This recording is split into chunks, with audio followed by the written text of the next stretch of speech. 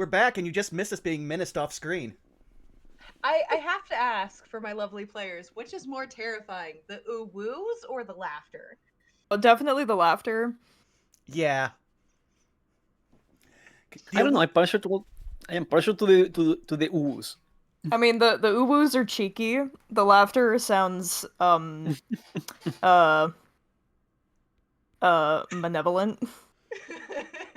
I don't know what you're talking about. Couldn't be me.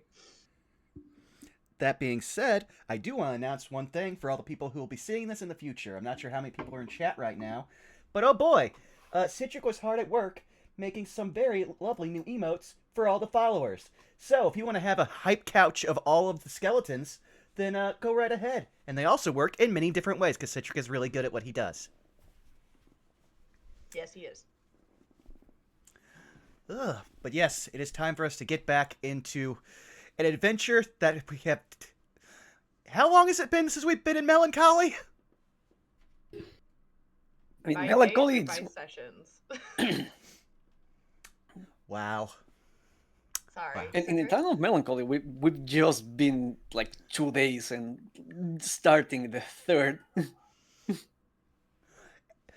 And unlike the last town we were in, which was completely massacred, this is the place we find less, pleasant. Yep. Man, our group is doing so well in this domain of dread. Also, hey, March, is glad to see you and glad you're enjoying the emotes. Yeah, they're welcome. So do we want to start going around the horn? Or do you want to menace us some more, Saris? Have you not got enough? I feel like I'll be doing plenty of that this session, if I can be completely honest with you. For those who would like some context, I do sometimes ask my players for roles off stream, and tonight was one of those nights.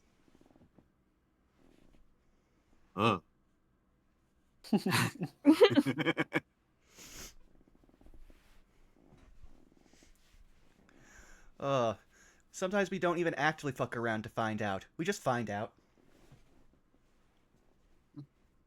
Yeah, Occam's razor. Fewest number of steps to get to the problem or solution, as it were. And if we don't get out of this town quick enough, soon we will be that problem. Or Bishop will make us that problem. In my defense, these are the consequences of your actions. In our defense, you have given us every reason to take those actions. I have done absolutely nothing wrong. I have nothing to be ashamed of. Citric, you aren't even capable of feeling shame anymore. Both of you to assume I could have to begin with. Yes, that is on me. I mean, looking like this, do you really need to worry about shame? It's just a burden. Like, why you don't have shame? Uncringe yourself.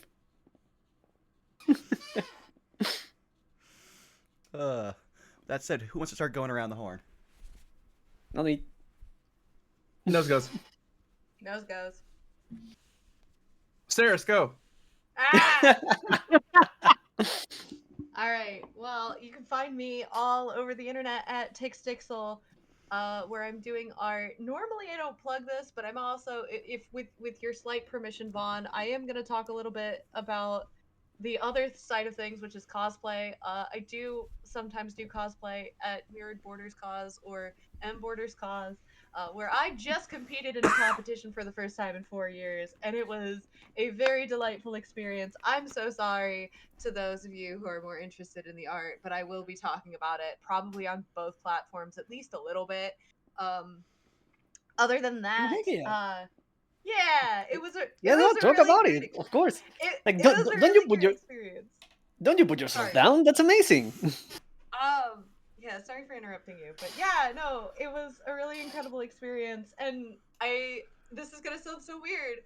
I was telling them before the stream, the biggest highlight of the experience didn't even occur during the competition. But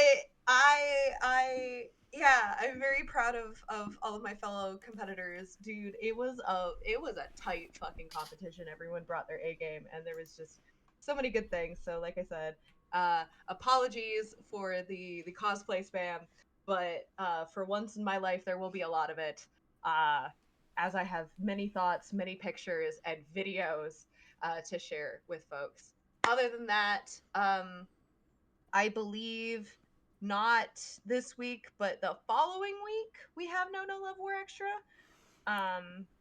I apologize immensely to you, Vaughn, because I sometimes get the schedules mixed up due to the holidays. But we will be doing that again soon.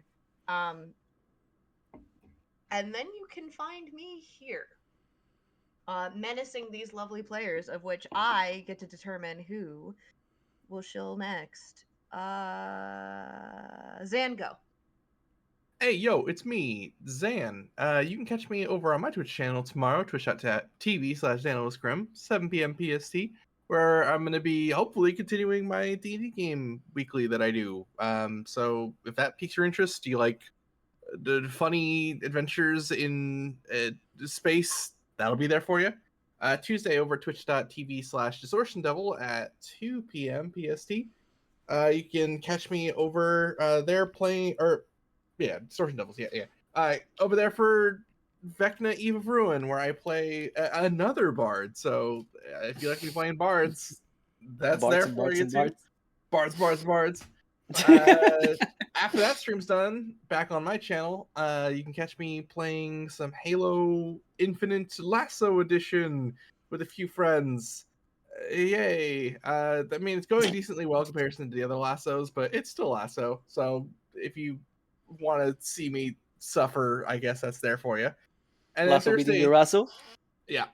Then Thursday over at twitch.tv/Monticlue at 7 p.m. PST. You can catch me playing more of Dungeon of the Mad Mage, where I play a very sad human fighter. Not a bard, but if tears were songs, then he would be a bard.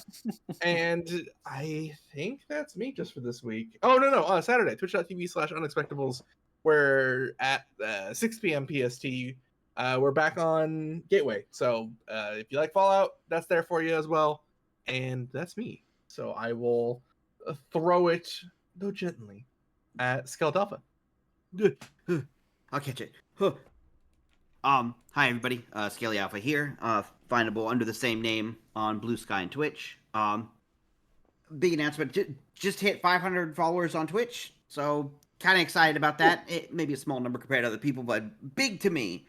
On the news docket, one of my campaigns is wrapping up this coming Friday, and there's another one wrapping up the first week of January. So I'm currently still in the market looking for more tabletop games to join, to practice more as a player rather than a DM. So if anybody out there knows any games, whether like long term for a year to more, or short term like a couple months or something, give me a shout. I'm always open to try pretty much anything. So I just need to get the acting chops up. As for schedule, I know later next week I'm doing a stream where like I take suggestions from like pals and stuff to like improve like new emotes, new stickers in the Discord, sounds in the Discord, overlay stuff, that sort of thing. And I know on Wednesday I'm hanging out with Biggs Regretti in maybe Paperbox House. I'm not sure if he's busy or not. We're gonna be geeking out about One Piece all night, so that's what we're gonna be doing, drawing some art with it. Nice. Rest of the schedule Nice. still work in progress, but It's that's really it. real. It's real. Oh my god, the recent chapter's so good. It's so big. That'll do it for me. I'm not crying. It's you all who are crying because we're all reading One Piece. Felt that. I guess that'll make it Citric's turn, I believe. Well then, hi there, I'm Citric. You can find me pretty much everywhere at Citric King, everywhere being places like Blue Sky, Twitter, Instagram, etc. Kind of busy at the moment, but keep an eye out. I do intend to have at least like a run of like sketch commissions and stuff like that before the year ends. So, other than that, I'm here whenever we have our game. So yeah, that is pretty much me. So tossing it up to Cass. Hello. I'm Catastrophe Cos. You can find me on mostly Instagram. I do have a Blue Sky and Twitter. I am going to be doing my first guesting and judging experience at a up-and-coming convention called KisuCon out in Portland. Ooh. So that's where all of my energy has been in, and, if you want to know how much I'm sweating this, I am currently hand sewing a lot during this session, and I am so sorry for that. But, you know what? We out here. We have a lot to do Yeah. and not a whole lot of time to do it, so, Hey, but, hey, well, to your credit, this is an appropriate place for stabbings to occur. So. yeah, and I'm Yeah. mostly gonna be stabbing myself, so that's No, yeah. fine. Par for the course. But yeah, while I'm there, I'll be judging and helping run the cosplay competition. Doing two different panels, one for like how to get into cosplay competition, and then another one on how to sew good, essentially. So yeah, that's coming up in 2 weekends from now. So that's pretty much all I'm up to. So I will let Vaughn finish us off. Why, thank you. Hi, you've already found me here at twitch.tv/BurnoutVaughn. You can find me on Twitch, Twitter, YouTube, and Blue Sky at Burnout Vaughn. Pretty much not active on Twitter anymore, if I'm going to be honest. I'm mostly just a ghost there. If you want to find me, probably Blue Sky is the best, but you could also find me on Patreon at Burnout's Bar, where one day there will be content. I promise. One day. But aside from that, this week, if all goes well, I don't know the status of Wizard Sib's plays tomorrow, as life is happening, and just try and give people enough time to reset and get where they need to be. We should have Phase of Our Lives this week, until I hear otherwise, and hopefully we will have some Saved by the Spell on Saturday. But with that out of the way, it is time for us to play our lovely theme song, so if you'll give me one moment here.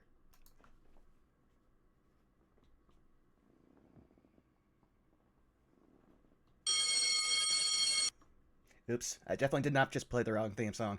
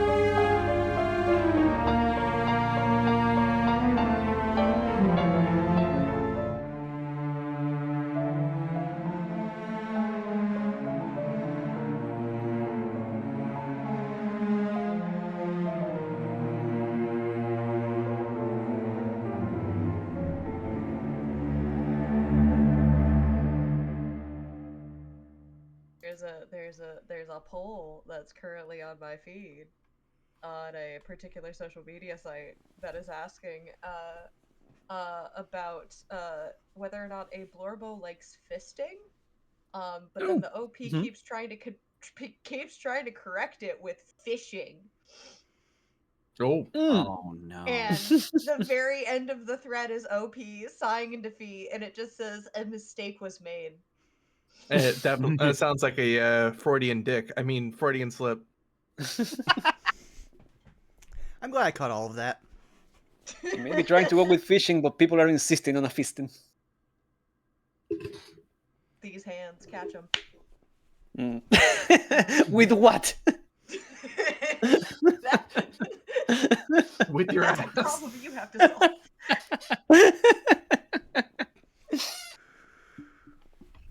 Ugh. This is great energy to start the show off of. Oh Yeah. yeah. Oh yeah, this is gonna be a great session. I can feel it in my bones. Starting elbow deep. Oh yeah. So, who wants to start us off with a recap? I can do it this time. So Need when a we beat? start last time, huh? No, go ahead. No, go ahead. Huh? I'm Did you listening. need a beat? Nah, I'm good. I got it. Yeah, no. We picked up on the Battle of the Bars last time. Our characters were like our party walked in, not really knowing what was going on, and found ourselves in the bit of a trap as the fight was like started before the Meister Singer even made their appearance, taking so pretty much everyone inside of the theater was damaged before the event even began.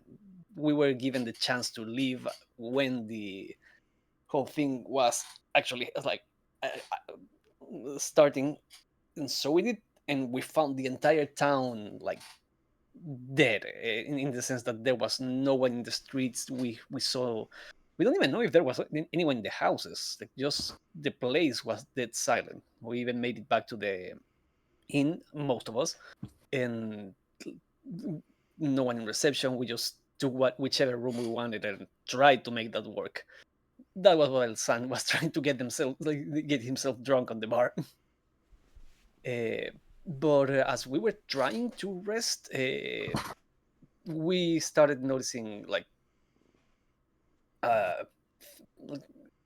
sounds, and I believe it was Branson that checked if the place showed any signs of desecration, and that seemed to be the case. We realized quickly that there was something really wrong going on that night.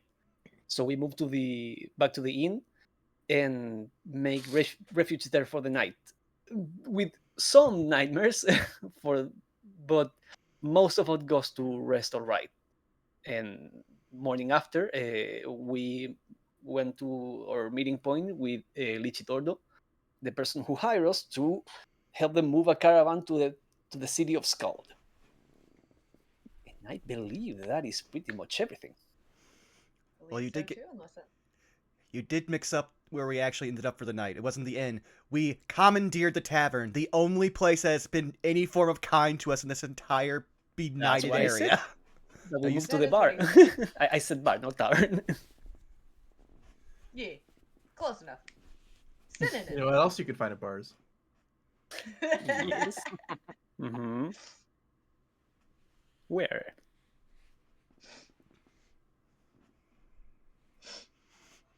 Sorry, go ahead. Didn't mean to interrupt. Yeah? I don't know if I believe you, but okay. Nope, yep. Unless anyone has anything else they would like to add, I believe that's correct. I would like to add, while we were in the inn, there was a person commandeering one of the rooms that we found and scared off. They had a rat tail and they dropped a claw behind with the letter K emblazoned on it. Yeah, that is correct. Citric and Kaz, if you do not have a point of inspiration, both of you get one. Sweet. Thank you. Now, shall we get started? As the lot of you approached I'm going to share it once again. The lot of you approached the indoor outpost. You are greeted with this charming individual who was waving at you down the path. And he seems to have... actually, you know what? Why don't we start fresh off the press with some good old-fashioned insight checks. Will do.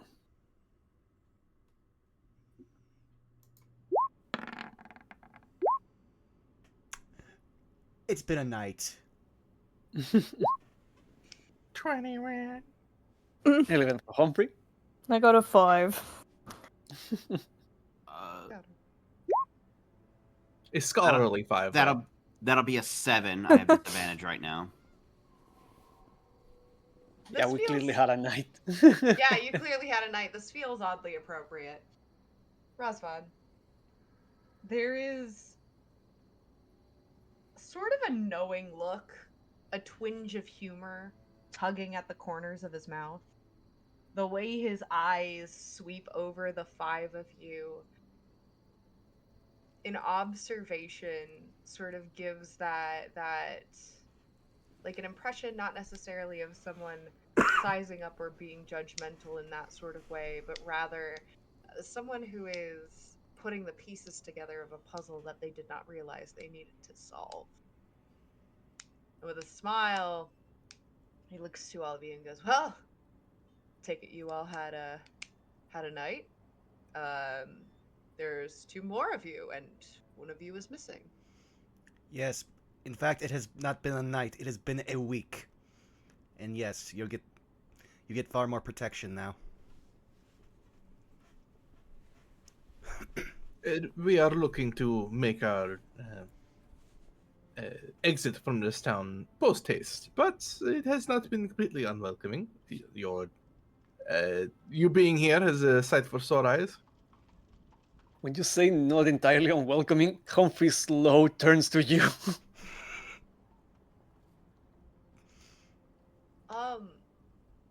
He's going to insight check you, Razvan. Whether or not you choose to be deceptive is up to you.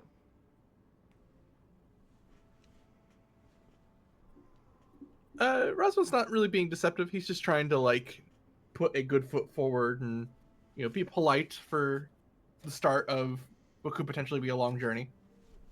Certainly. A 12. What does he gander from a 12? Rosvan has very practiced manners, and he's putting them into practice. Ah, yes, customer service voice. I understand. That is actually what he says to you, by the way. Hold, please, while I code switch.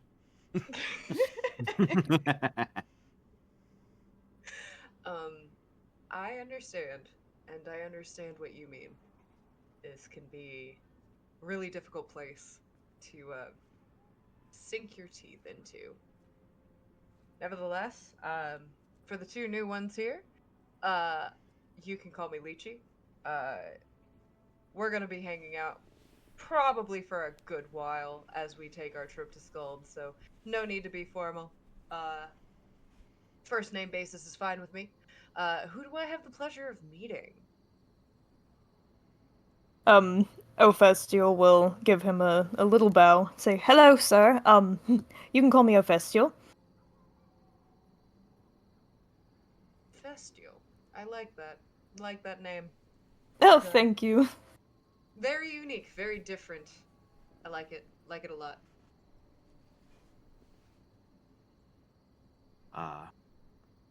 Lena will kind of still be like rubbing her eye, basically where her eyes are, basically rubbing the bandages. She says, Lena Mayers, of Harmonia. He's gonna kind of give you a look. He's gonna insight check you as well.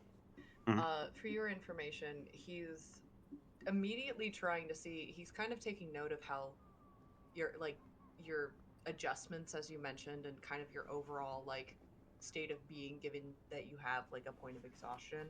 But doubly so because you've mentioned Harmonia, you already are noticing from the moment that you say that word, he's got a level of intrigue, a level of interest. And on an insight, that's a 7. She's not honestly really trying to hide it. She does look pretty disheveled. Like, definitely, like, hasn't rested well recently.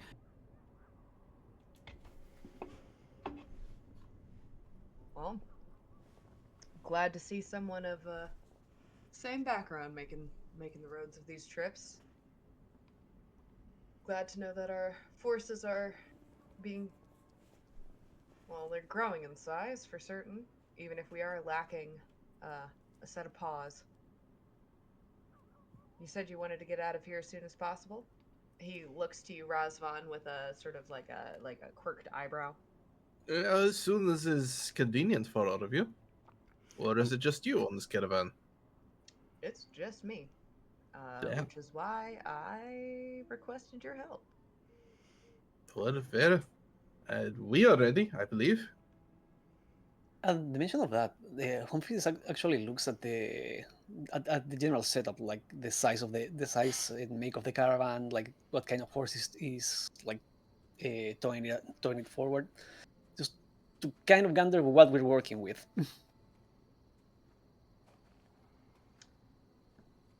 When you say what we're working with, what do you mean by that? Mm, does it look like he has a lot of cargo? Like the caravan itself look like something sturdy or like Okay, something so flimsy? it certainly isn't a shabby wagon, right? Mhm.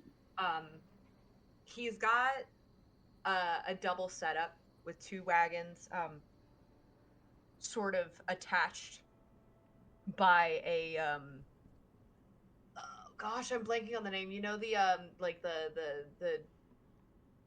like hitch that you sort of put Yeah. a trailer on like a vehicle to. It's kind of a similar setup, make it a little bit more medieval in its engineering, but it's essentially like a two wagon setup. Um, Hmm.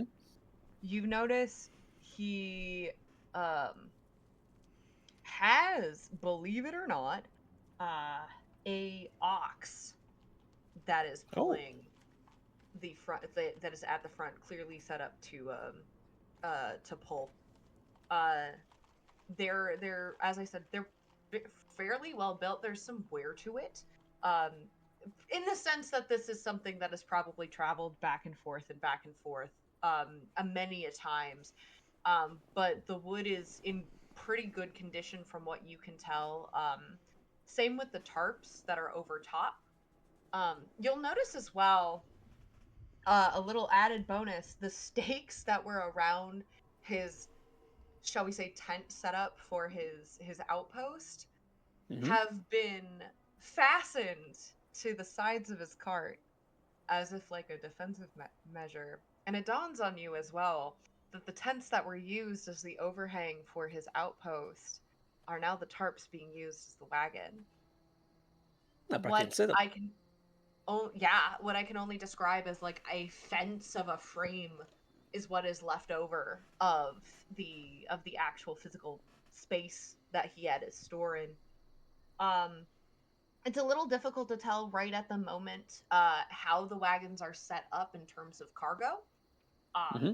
But you get the distinctive feeling as well with the way that everything is tacked down that that's very intentional.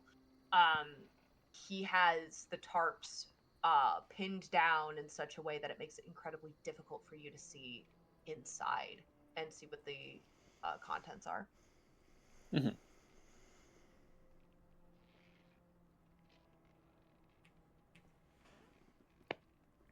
That Humphrey like tips his hat and says, "See, you have an interesting setup here, traveling alone."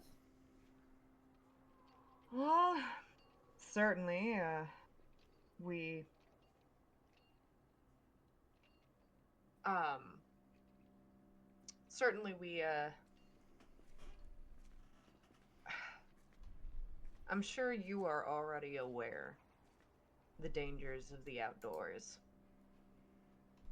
I'm sure you're also aware that the woods at any time of day aren't exactly the best to travel in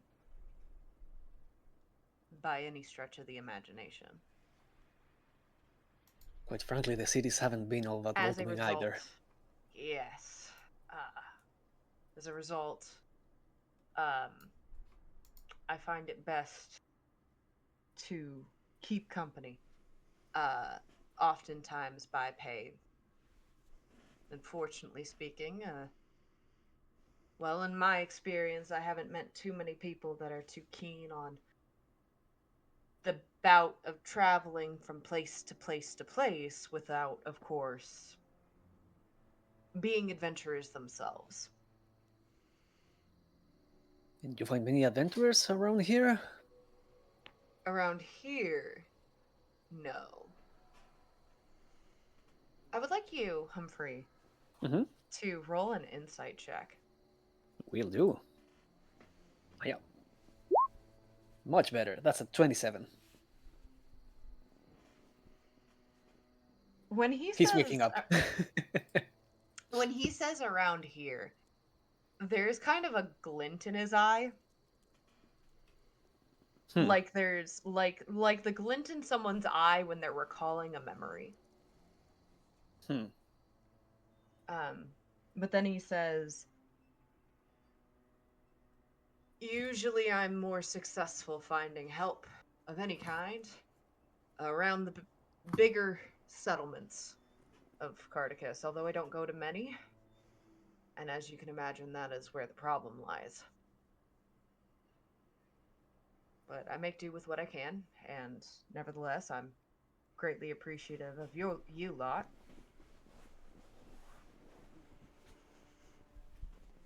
Chance has it that we meet one another, so let's make the most out of this association. Absolutely. I feel it only pertinent and appropriate for my two newcomers. Do you have any questions before we start taking off?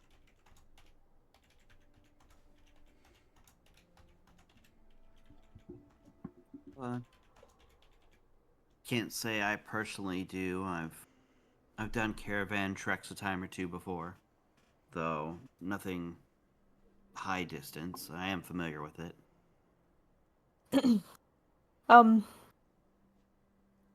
I suppose I'll just figure it out. I'm along for the ride after all. He's gonna incite you as well, Ephestial. If you're trying to hide anything, feel free to roll a deception check. Oh, if you can read him, he is an open book. Oh, this is fantastic. All right. What does a natural 20 get you? You can tell that he has no idea what the fuck is going on. And, instead of admitting it, he's really trying to, blend in and pretend that he's fine. But he is a little nervous attempting to join anything like this. Just lack of experience and also bad experiences. He sort of walks over to you, and I think I mentioned it before, but this is a tall, built man. He's older, middle-aged, but, you know, he's tall. He's clearly worked his way around. Probably you could gander at least some type of physical activity, what with all the traveling. And he just kind of approaches you, puts a gentle yet strong hand on your shoulder and goes, is there anything I can do within my power anyway to make you feel a little bit more at ease about this job? He melts.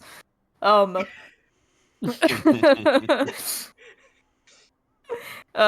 that, he just shakes his head, aggressively, and no words, just stares.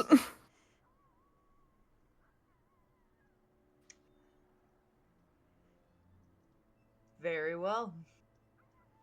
Well, now's a good time as ever, especially since y'all said you wanted to head out of here. Why don't we get the show on the road? Yes, I'll direct you to where will... you. I just say, Branson, just go. Once we get outside of town, I'll direct you how best to position yourselves. Guarding a caravan is mostly just standing in the right places as you walk.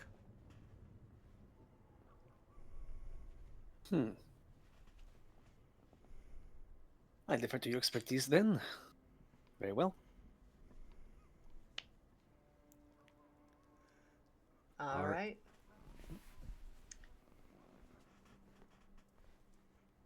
The as I change the audio, without any sort of hesitancy, he immediately starts heading um towards the edge of town. Actually, I'm gonna wait on the music.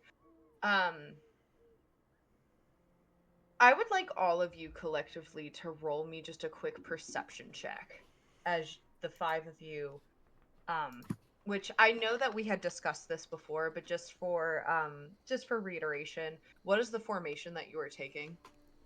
Okay, so once we were getting ready to get outside and really start fully getting the caravan underway, Branson would say, "I will take the right. I will take the left side. Lena, I'll put you on the right. Razvan, you will take the back right. Ophesia, back left. Humphrey, the center. Possibly if you can get into the back of the cart, that'd be best for you because then we can have your eyes on the back of the road."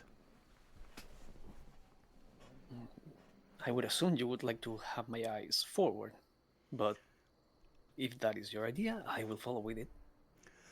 To be fair, any threats that will come from the front will either be bandits, which will be obvious, or an animal, and if that's the case, it will go for the ox first and give us time to react. If I may, I believe I should be light enough to stand on the frame, keeping the tarps over the wagons. That would give me a better vantage point and a 30-60 degree angle of sight. I will say, keeping an eye on the front won't be too difficult for us. There's a reason Leechy is very well storied and traveled. You don't survive this long without being very perceptive and knowing many a trick.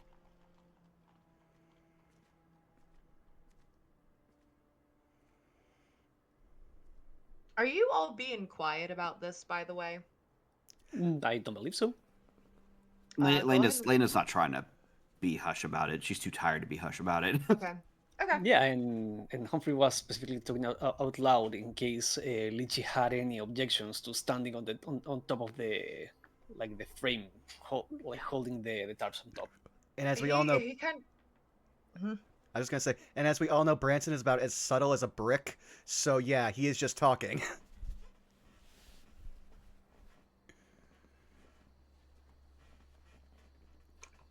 He sort of kind of gives like an amused smirk at Humphrey and says, "You know what? I think with your specific disposition, I think there would be zero issue in you taking that kind of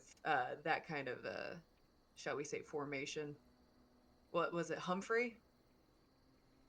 Humphrey, yes. Yes. Excellent. Sorry, it may take me a moment to learn your names, but I'll get there eventually. No offense taken. And Humphrey will like climb on top of the wagon, and actually, he assessing the situation, he will try to spread himself over like another layer on top of the tarp. Okay. By that I'm saying if I can taking the that I am prone for the Yeah. Hmm? Are you trying to be stealthy? I mean, if I can, absolutely. And prone because prone targets have disadvantage on like to being hit with attack range. So Sure. he, Roll me with advantage a stealth check. will do. And we'll just keep this. It's like here we go. Hiya. That's a nat 20. Well, for the other four of you, Humphrey disappears, except for like the tiny bowler hat that is like the way that I imagine this is that it is kind of hung up on like one of the frame posts of the of the actual wagon, but that's like just- all you see. You just hear No, like no, the this- Scooby Doo sound that when something disappears, is going. Don't That was imagine like too this good, dude. Don't imagine that this is just a shiny wagon with a tiny top hat. That sound effect was too perfect, Skelly. I like making stupid sound effects. You'll learn that fast. But yeah, no, he is vanished from sight. He is, as far as you're aware, gone.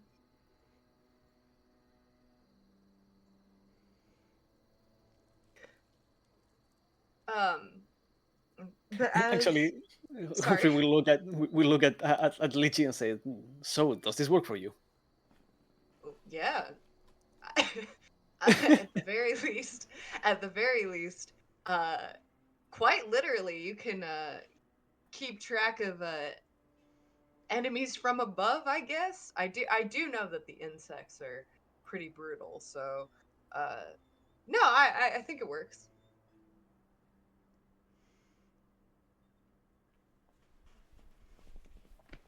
Right. Then, I believe we should be in conditions to start our journey. Then. I believe so, unless the rest of you have any qualms, tribulations. I would like to get out of town Concerns? before they tell Bishop what we did to the tavern last night. So yes, I would like to go now. Oh, that sounds like a story. All right. And 6 of you begin making your way out of town. You find it immediately telling that he actually takes the I'm double checking my notes here. Yes, he's not taking the road immediately. So if you remember, you sort of came into town from the southernmost point. You would expect that you would be able to like continue moving out northward, and as you saw, as you were heading towards the arena, the concert hall, that there was a road leading immediately out of town, from up there. But you actually notice he doesn't take that road. He actually starts heading in a different direction, down a different path. And this is when I come back and I ask for those perception checks. Alrighty. 18. 20. Do I get any benefits for the vantage point? You do. I will give you advantage. Oh, heck yeah! Thank you. Hiya. 13. 21. It'll be a 19 for me. The hypervigilance with this crew is like We've we seen went some from, shit. oh yeah, we've gone from 0 to 100. It's like, oh yeah, this is a cute little town. We need to leave now. No one is safe. And as unfortunately, Lena, you are too exhausted. I will say this though. Lena, you do notice, and the rest of you notice this as well, but Lena, what you do notice, of course, your vision feeling a lot more blurry than normal. You notice a couple things. For one, you notice that there are, for one, fewer footsteps. You feel the footsteps of yourself, your companions, Leechy, and of course, you feel the clopping of the ox. But what you also notice, what you also feel in the ground is like a stillness.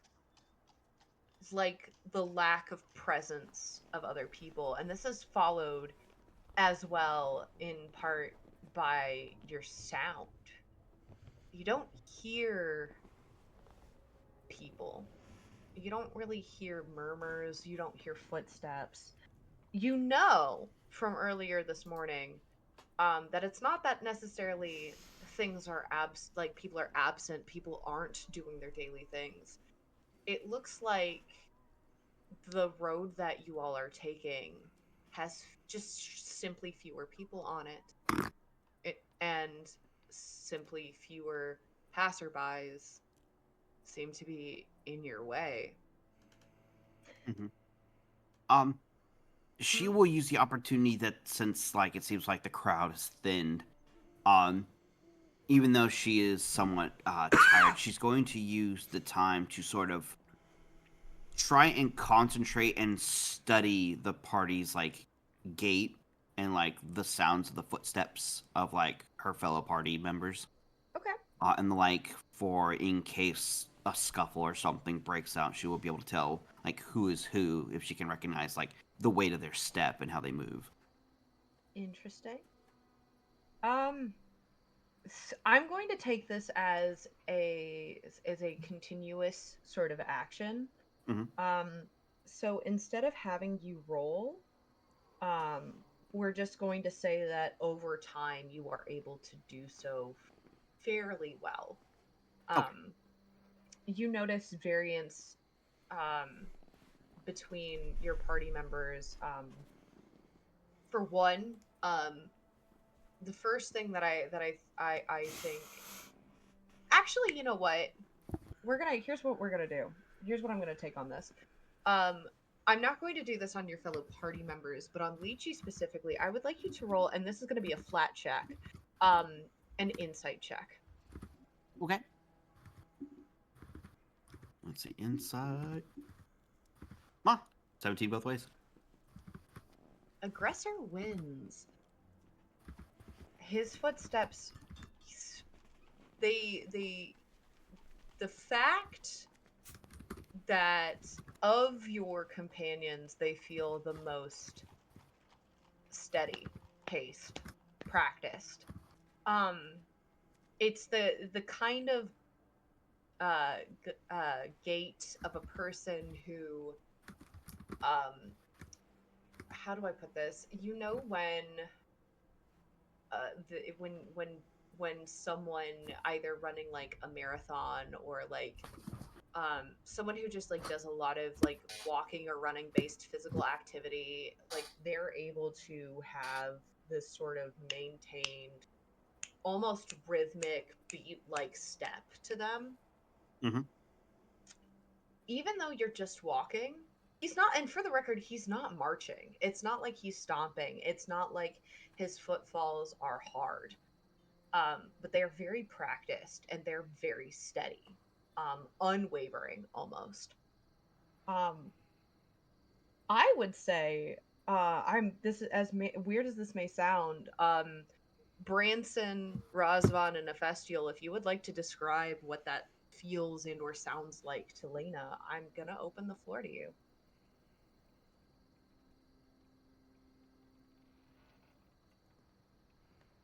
Oh no, a Canadian standoff. I will roll a d4.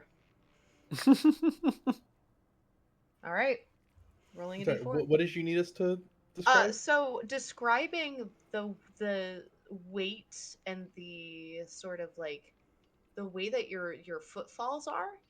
Lena's trying to study how it is that you walk so that she's able to recognize you when her vision is is not visioning at all, or when she needs to act on, say like the element of surprise if something ambushes you or something of the sort. Razvan walks very practiced, but with a bit of wanderlust. So occasionally shuffling around, looking at a tree, hoping to find Juji, things like that, and then getting back on the road.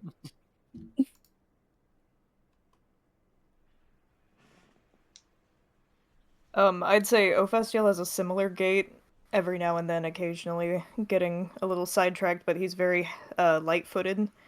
And he uses his quarterstaff to also accompany walking with him, so you will hear three very light noises instead of the usual 2. And I'd say for Branson, oddly enough, you kind of get the same vibes you got from uh, Meistersinger Hargrove, where if it really wasn't for his weapons and his armor, you probably wouldn't actually hear Branson's like footfalls unless the ground was very unsteady. And you also could probably from that like pick up that Branson also carries himself a lot like how Hargrove is. You notice he doesn't actually stand at his full height unless he's threatening someone. He is always like prepared to move, and he's always got one hand at the ready.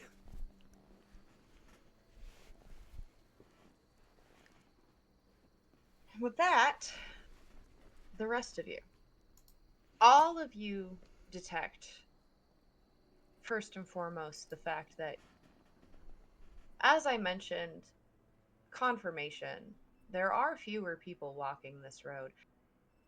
But immediately you all notice that those who are either stop and stare or seem to avoid your presence almost entirely.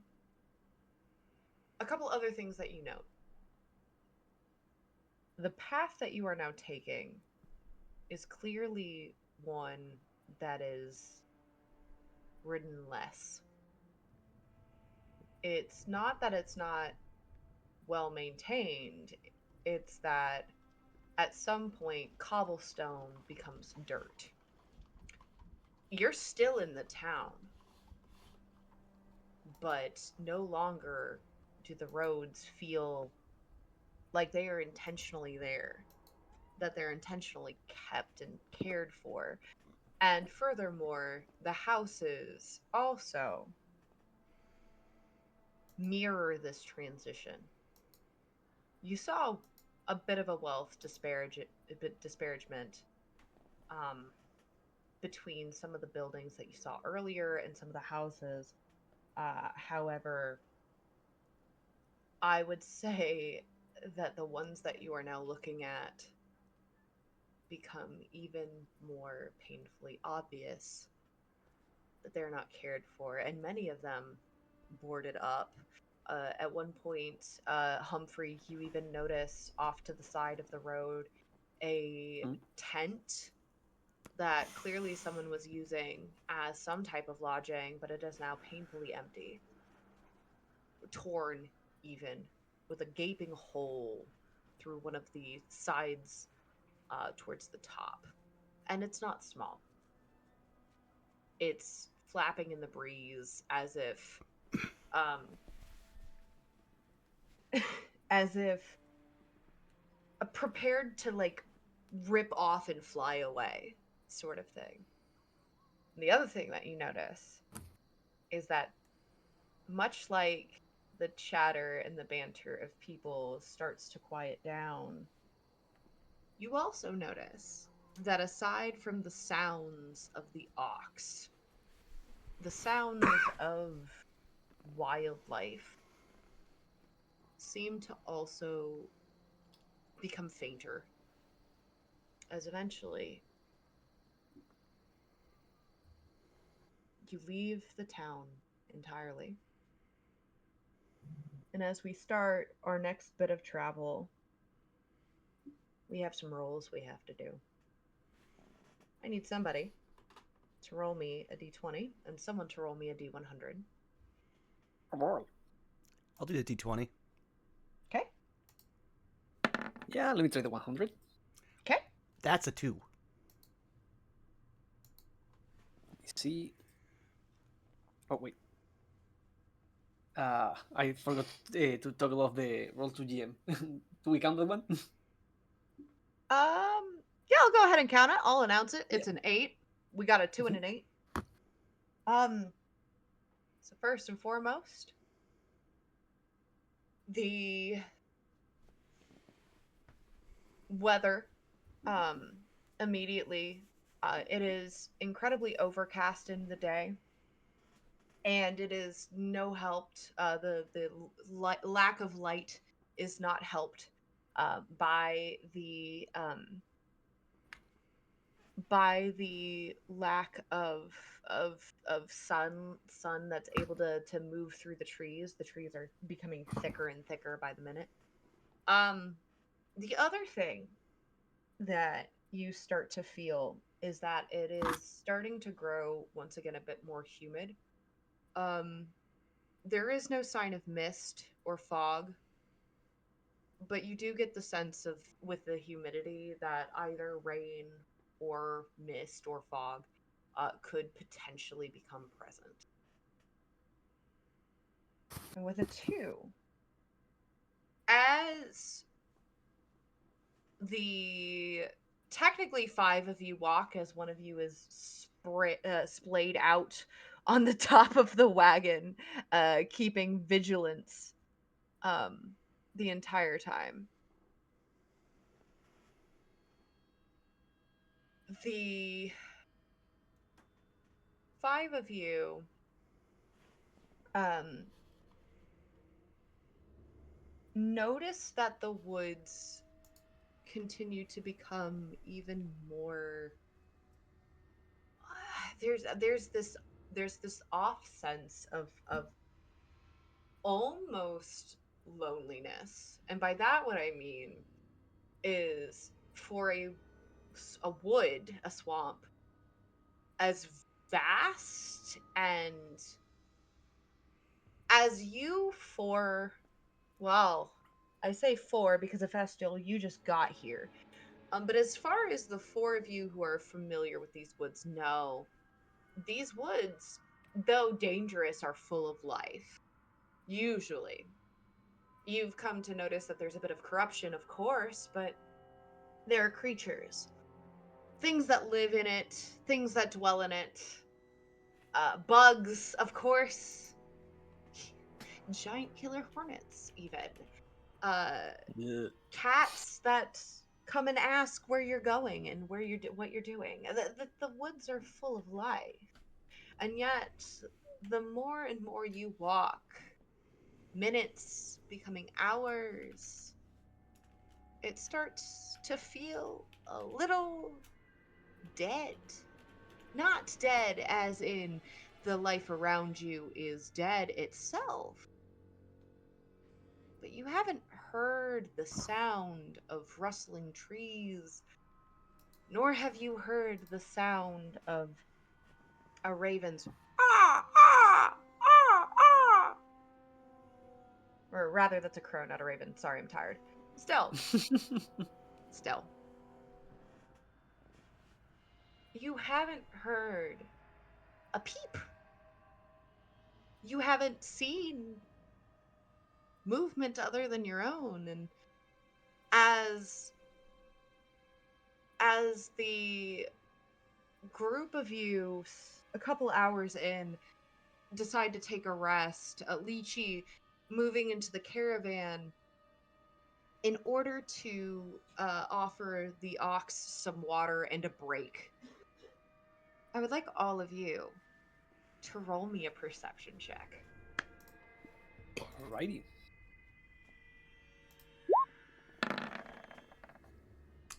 Ah.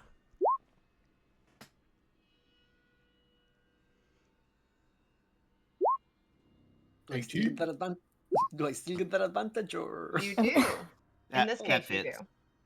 Oh, hey, yeah. Then that's a 17 for me. 6 for me.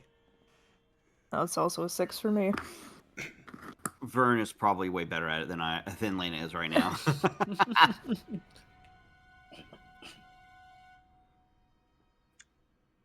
17 and 18.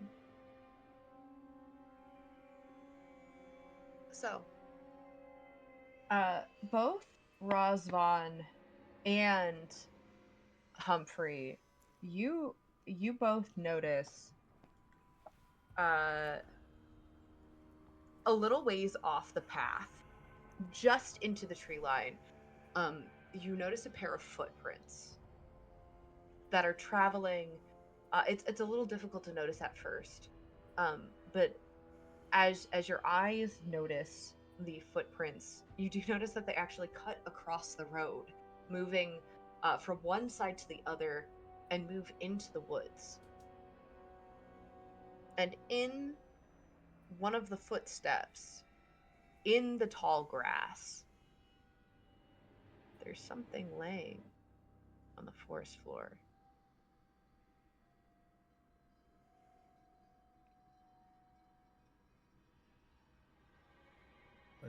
Hello? Is anybody there? He'll kind of just point towards the sort of thing on the floor and look specifically towards Branson.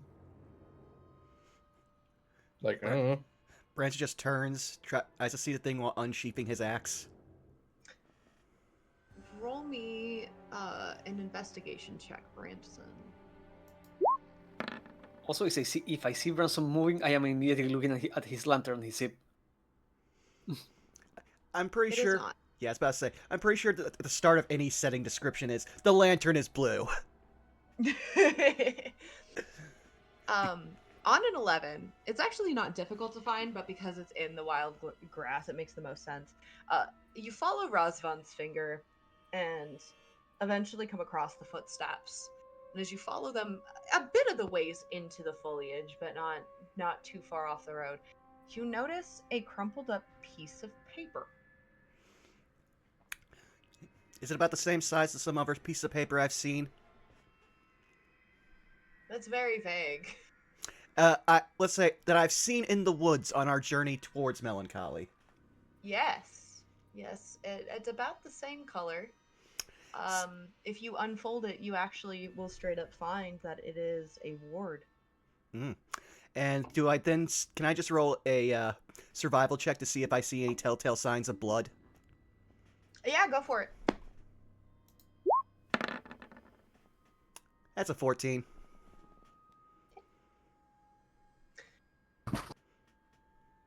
You look I off can't into see what's in the- the body.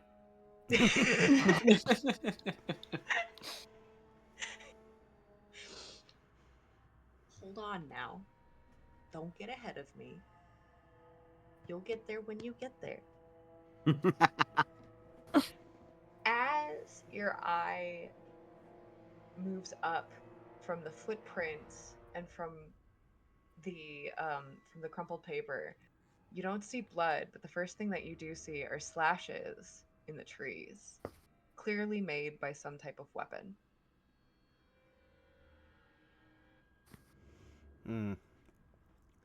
I believe we are still in the territory of the scavenger.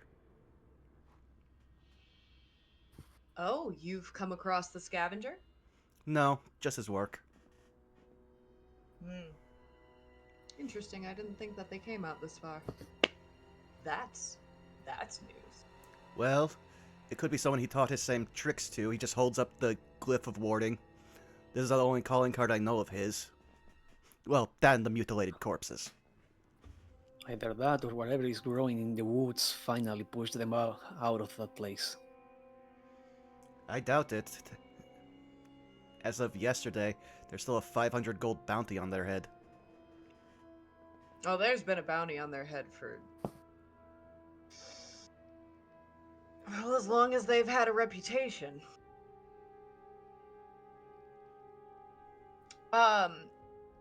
Lena, Yes. go ahead and roll me a history check. Okay, I do have some notes that are. You said history, right? Yep. 11. 11 is still good. General information. One thing that you would know that strikes you about, especially regarding this conversation, while not much is known, there is one piece that you are aware of, and that is the fact that most rumors you have heard of regarding the scavenger do not place them physically near specifically the two major cities of Harmonia or Skald.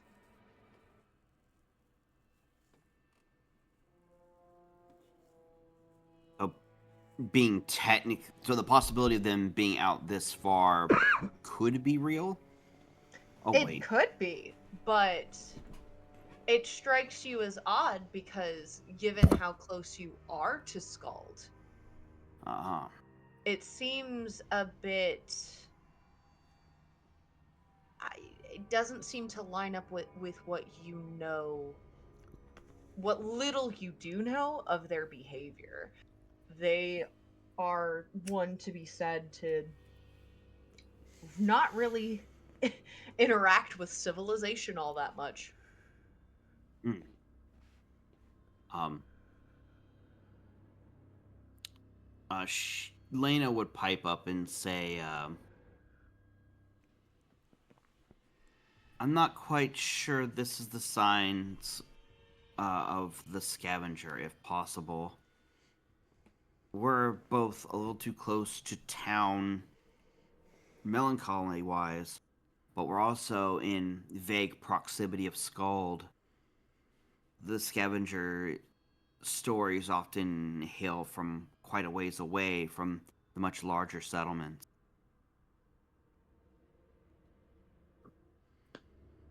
I'm Who knows? so sorry to interrupt, but what's the scavenger? Not what, who? We believe it is the markings of at least one, if not more, uh, murders or murderers. At The this scavenger is a person who's built their reputation on defying the Blood Guild, the Blood Mood Guild. They very deliberately go out of their way to hunt things that resemble lupine creatures. Or at least that's what the rumors have said. And the only other thing that I have heard about them particularly is that they seem to know at least something about surviving not just the woods, but the mists completely solo.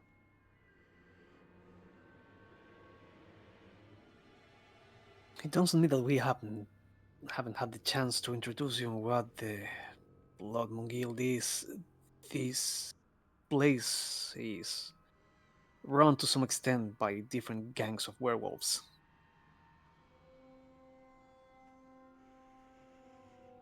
And the I know fact I've that So you even know that already tells me a lot, because that's not common knowledge. well, we're we not common people, it seems. well, like we said, we found a trail of their work for a full day. We passed through a lot of werewolves.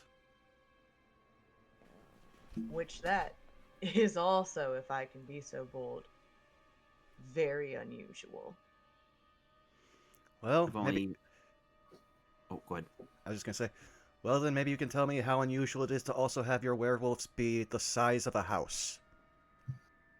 When you say that, his eyes go wide and the color drains from his face. Well, judging by that, hopefully that was a single one. I've only heard of them in tales back home.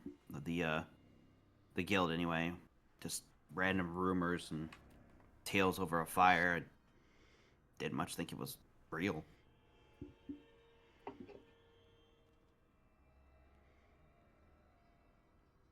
I'd keep that piece of paper. Don't worry, Branson will actually pull out his notebook and flip to the page where he shows that he's already copied it down. Regardless, I do not think it is something that we need to worry about personally. We do not represent the Guild, nor do we find ourselves alone ever, which seems to be the two causes for attack.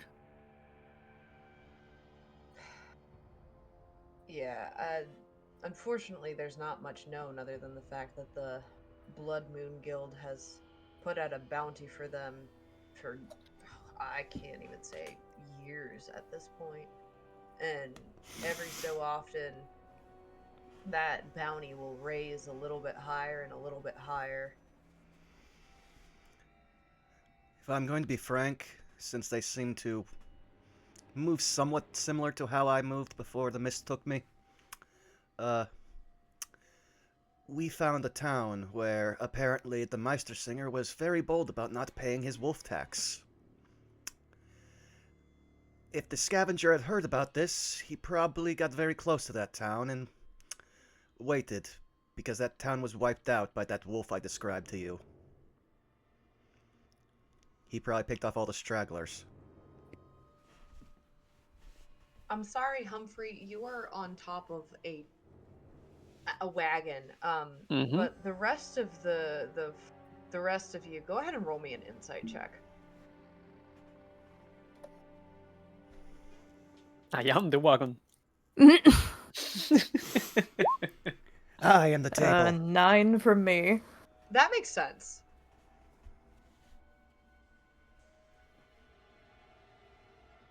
Insight.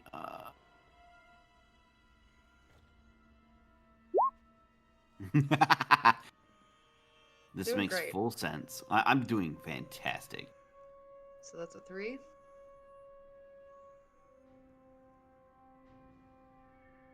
Branson? Okay, you said everyone else, so I wasn't sure if I was in that group. 1 second. Oh, you are in that group. It's Humphrey just can't see him. Razvan as well. An insight check. Branson does not care. A working class 9, Saris. And nat 1 for those listening. With a total of 7.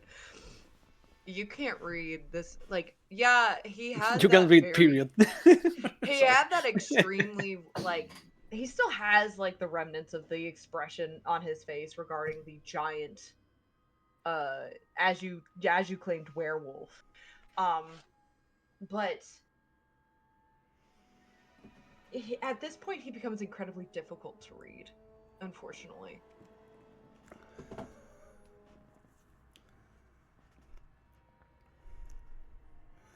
But yeah, from my experience, if you recognize someone's chumming the water for your particular catch, why not sit by and wait and reap the benefits? I don't know. We don't know if the news of the town. Which, by the way, did we get a name for the town at any point? I'm sure I asked that when we were at the bar, but I'm not sure if we got. A name. You knew the name of the Meistersinger, but you never got a name for that town. Bishop didn't think the town was worth mentioning its name, and they were the only person who would even give us insight on that. What I mean is, we have no idea if news of the town's racing got anywhere. We don't even know if anyone was alive to tell the tale. They only found bodies. And people don't seem to even know much about that town in particular. We couldn't even get a name. So the idea of news of it making it anywhere by anyone but us seems strange. We did find the markings of the scavenger, but that was at the very least a day or two away from the town. Not all that close. No, it was only a day. Because we met Juji in the same day that we fought the wolf. You met Juji. Yep. Well, shit. Did you have the pleasure of knowing them before? No, I do not. They are a creature of myth, to put it bluntly. That makes The sense, fact- because I myth them. Never mind, I'm gonna keep walking. He keeps. He like looks at the ground and like makes that face. You know the one. You've just been dealt. Oh, I don't know. A total of 5 points of psychic damage. Let's go.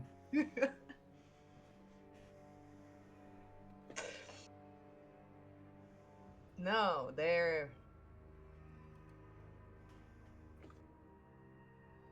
a creature of legend. One of those things that you only hear in stories.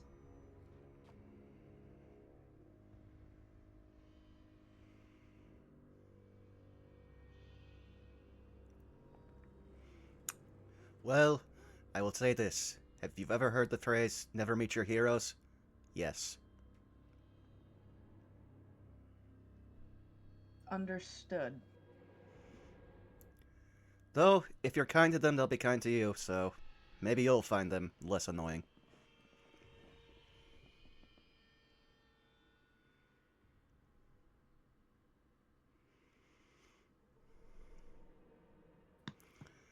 Changing the subject a little bit. But wait, did we keep on moving, or is this all like?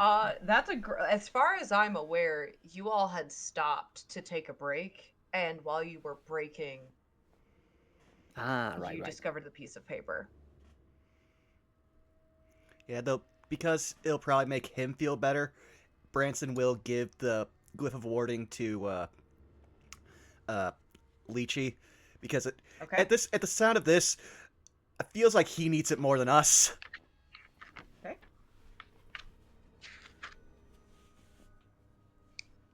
Since we have a moment, I hope you do not mind me asking, what exactly are you transporting to Skald?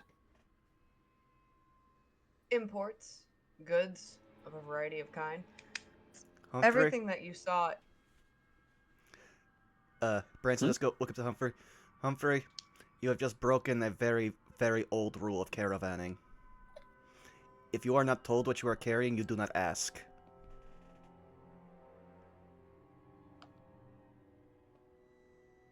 I have let him know what he can and can't carry around us. He was amenable to it. That's where that'll end. Fair enough. Forget I ask. And a tiny hand will appear from the core of the of the wagon and just lift his bowler hat. Leechy does not answer or respond to Branson's comment.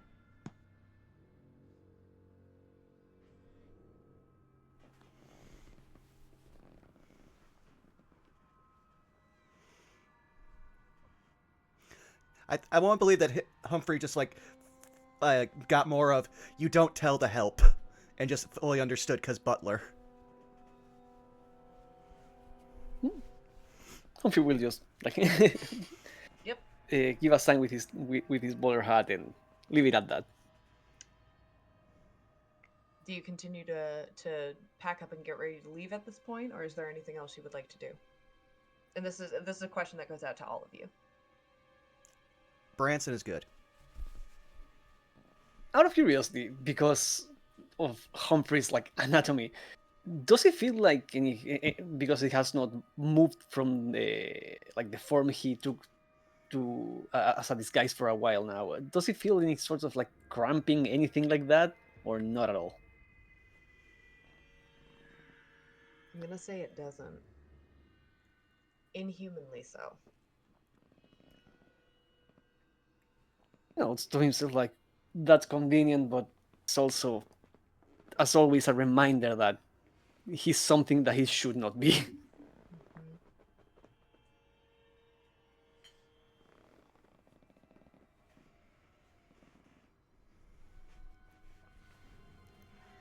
But yeah, it doesn't sound like anyone's got anything else to do, so do we want to just get the caravan moving?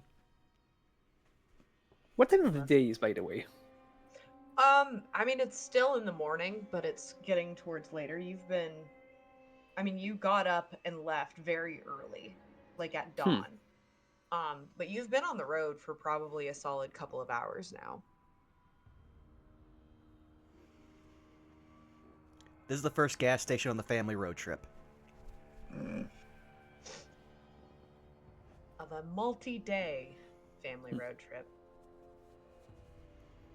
Since we have the opportunity, actually, Mr. Ofestiel, do you have any other questions you would like to ask us? I realize that our meeting has been in weird circumstances, and you out of all of us seem to be the most caught off guard for the events up to now. If there is anything you would like to know, by all means, please feel free to ask. Yes, I appreciate the offer, but I don't know. It's a lot to take in. This place is so different than what I'm used to, and everything just seems to be backwards. I do But that. I don't. I'm sure things will come up as they come up, you know?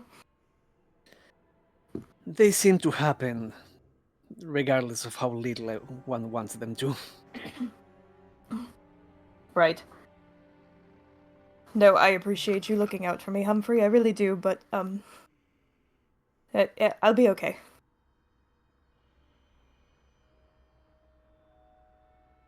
All right then. Roll me a deception check. Who, me? Yep, affect you. Okay. How funny if this was the best roll of the night. 11. It's not. Your escortee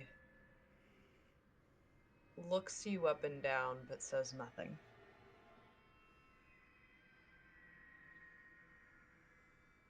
Can I roll an insight to that? You are welcome to. Will do. Yeah. That's a 25. He doesn't believe Ephestial.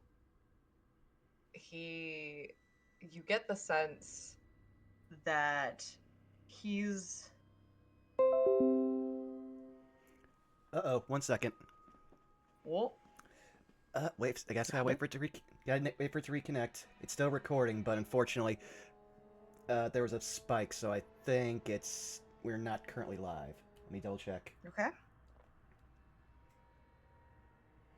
You appear live to. Oh. See the wheel. Okay, there we go. There we go. Sorry, chat. Okay. OBS did a fucky wucky. It'll be fine Because the on stream YouTube. ended. Yeah, that's what happened. OBS basically just it stopped itself Chat and then it itself. reconnect. So yeah, it basically means for the Twitch VOD it'll be split in two. YouTube will be fine. It didn't stop recording. I Sure still don't thing. see the stream. I still don't see the stream back up, by the way. Yeah, it takes a second.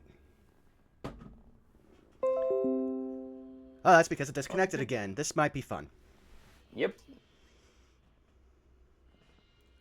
Unfortunately, I can't stop OBS and just restart it because, again, we are recording with it as well. So I will give it... Letting chat know to be patient. Mm-hmm.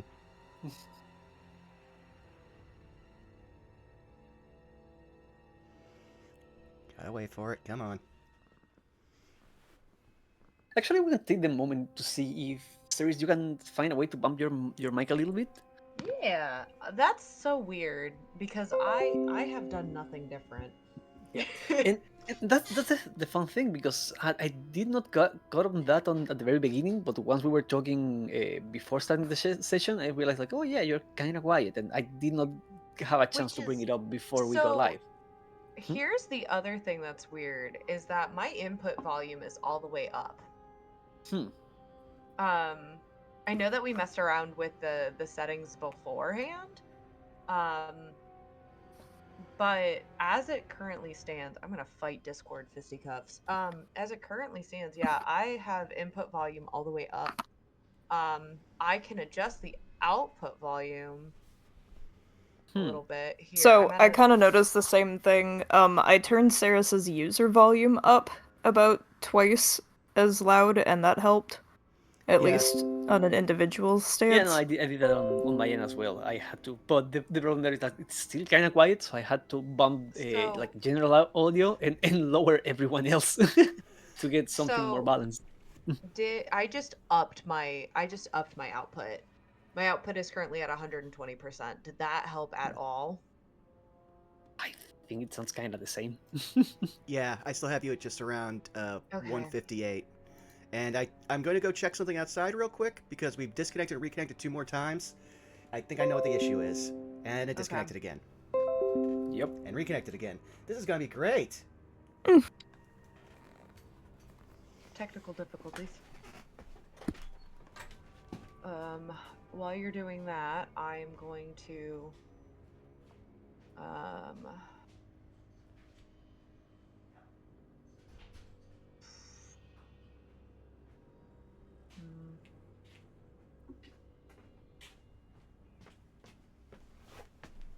privacy settings. I don't care about privacy settings. And I return, and I see exactly why it is. It is raining outside, and thus the wind is blowing the connection I have for my internet. Oh! Yay. Ow! Citric, the way I get internet is from a box on a telephone pole that's in the middle of my backyard and wired from there into my house. So wind does affect my internet. Fair enough. Okay. But apparently now it is stable because Stream Elements is actually posting that we're live. Okay. That's good. How do I'm currently fighting in real time with my settings because I'm currently trying to adjust.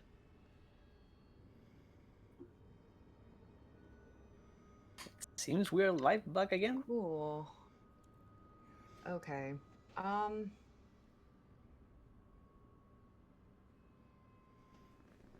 Yeah, sorry for all the technical difficulties. The people in the future listening to all this as one long block.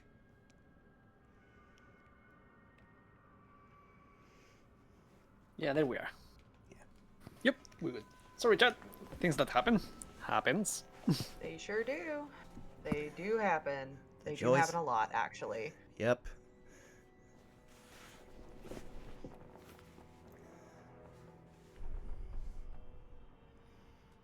Well, I mean, we can mess with it a bit more during the break if we want to pick back up. Sure. I was gonna say, are we good to continue? Mm-hmm. I believe so. Okay. Yeah. Amazing. So, on that insight check. Mm-hmm. On that insight check. So, you get the sense that he, as I said, doesn't really believe a Festial. That he's like it, but it's not a suspicious nature. As you watch his eyes kind of go up and down, it's sort of again, the sense of he's putting the pieces together in his head. There's sort of this like unspoken acknowledgement towards a Festial's sense of, or outwardly expressed, I'll figure it out, while also like the smile is forced and the eyes are full of fear. Unless I'm misinterpreting a Festial, of course.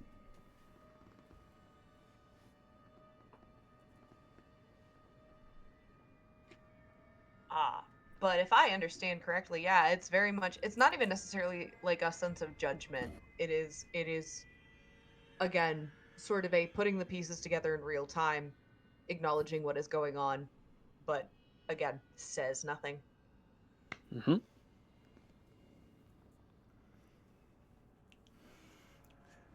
When we get out on the road again, Branson will take a time to get up to Leechy and have a conversation like he had in the indoor outpost when he's going to not so much whisper, but talk so basically only the two of them can hear. Okay. You seem to be So a wait, lot... we back on the road yet? Yes, you are. I'm assuming Oh. unless anyone else has anything they would like to do, then yes, you guys will reset the ox on the cart, reset yourselves, which of course this would have been a really good opportunity for like a snack and hydration, for the record. It was an impromptu break. It was not impromptu. It was very planned. The ox needed a break. Oh yeah, no, I thought you were talking about board. Understood. But no, you are, unless anyone has anything else they would like to do before heading back on the road, you guys are just continuing to walk on the path. And again, it is the beaten path.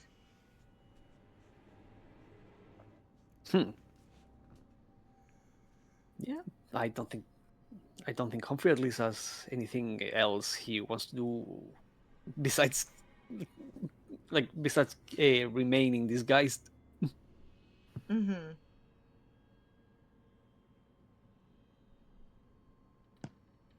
But if you're gonna keep quiet, even if you're not planning on like quote unquote hiding it, if you're planning on being quiet, do roll me a stealth check before you engage in conversation.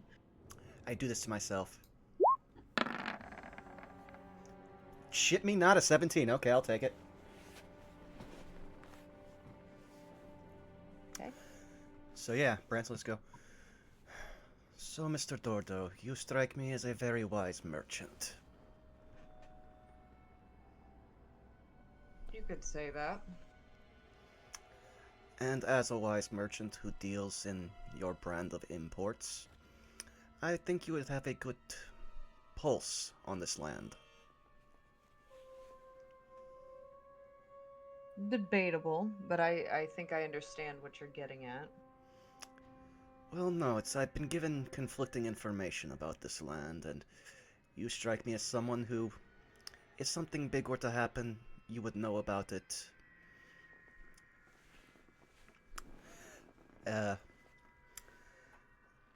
Who is the ruler of this land?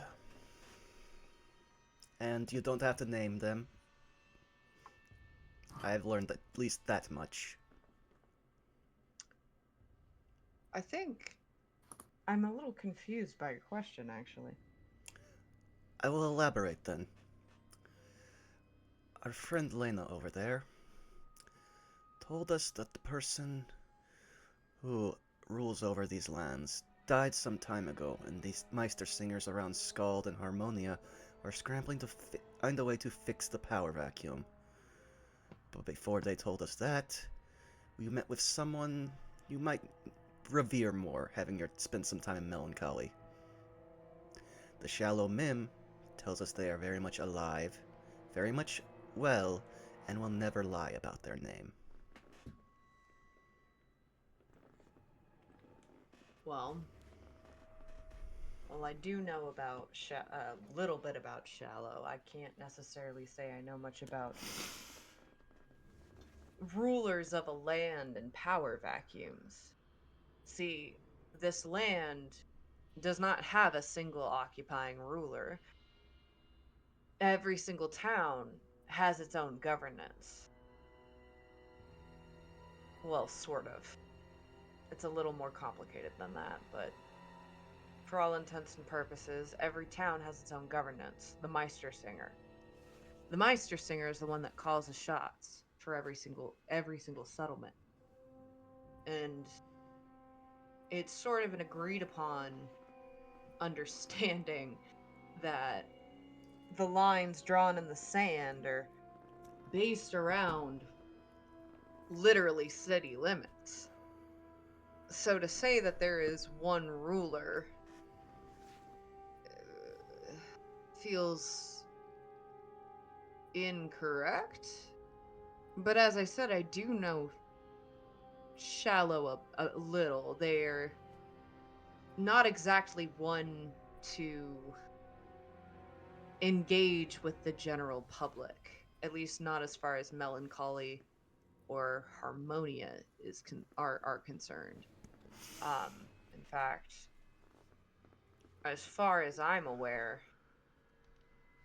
I've only ever heard their name in conjunction with the Nature Guild, and the Nature Guild tends to keep to themselves, tending to their own, keeping their head low. So I don't know anything about the ruler of these lands. I know that there are, as far as power vacuums are concerned, there are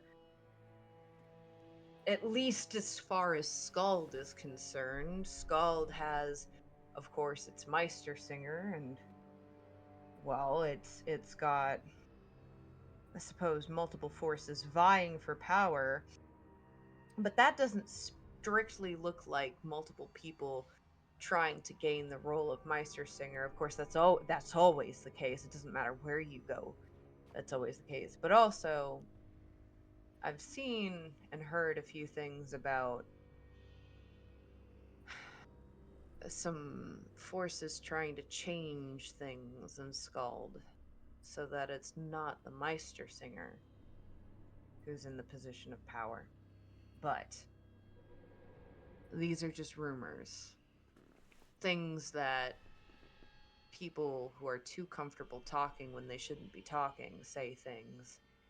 And of course, like any merchant or any vendor, occasionally you pick up on things. You take notes of things. Whether or not they're true is a different story.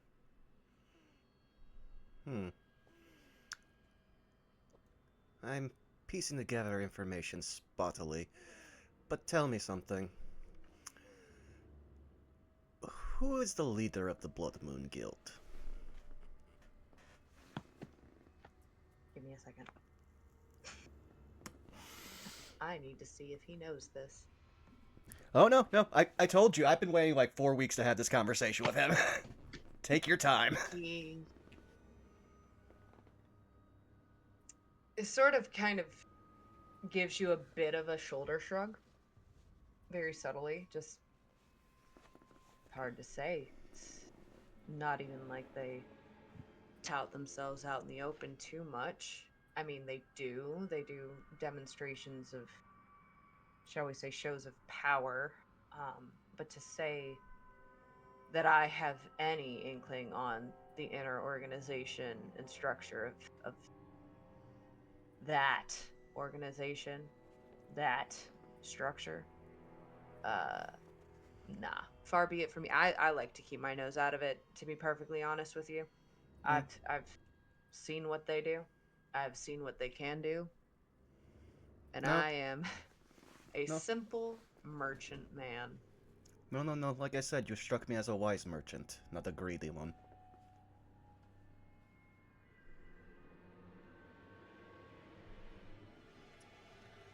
But fine, this has given me much to think about.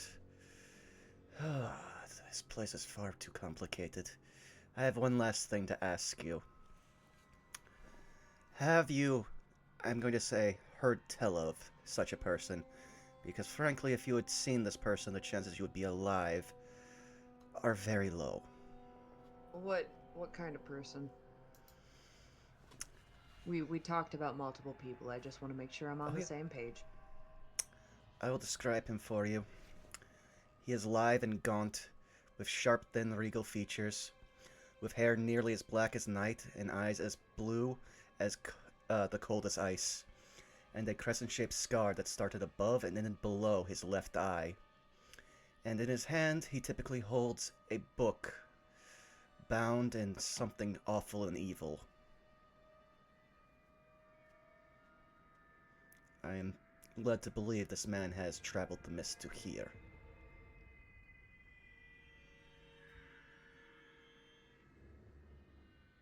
No, but I'm... Something about that description just strikes me. Can't quite put my finger on it. If not me, I think I know someone who might, though. Then, along with the introductions to the people we spoke about for being part of my pay, you can introduce me to that one as well. Especially considering I brought 2 more people here that will waste your coin.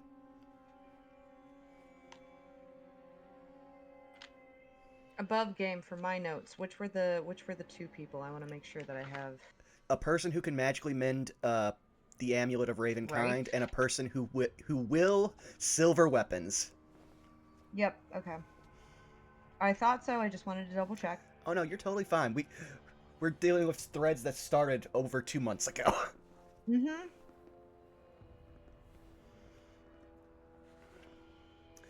But I will say this. If you hear tell of that man coming, run. If you see him, run, but know you will probably die. He is a vampire necromancer. I want you to roll me an insight check with advantage. We are just shaking this man's world. That's a nat 2026. The moment that you say vampire necromancer, there is a flash of like life in his eyes that you've never seen before. And the corners of his lips turn upward just enough to form not only a smile, but a smile that I can only describe to be one full of curiosity and a bit of mischief. Something that you've never seen before in this man. Branson. And he's not hiding it. Yeah, I'm gonna say Branson just moved him from the person who is useful to know into the person I may have to kill later, like file. But he is giving him the benefit of the doubt and not mentioning it. No, I'm gonna roll me a wisdom check with advantage. Will do. And I'm gonna add possibly an additional detail here. Okay, that's a 22. Yeah. As you get a look of his features, there's something else that strikes you as you're sort of putting the dots together, trying to figure out whether or not this is a man that you think that you should, shall we say, kill for later. And then it hits you. This man has scarring that he has been trying to keep hidden by his clothing. But you can see a little bit of it peeking out on his neck. There are bites there. But this man has not once, ever, caused your lantern to flicker. And he has just smiled very widely to me, and I can see he does not have fangs. Or at least Also, I am assuming. we started a trip on broad daylight, so Well, on broad daylight, and that's the look of someone who might be interested in catching prey.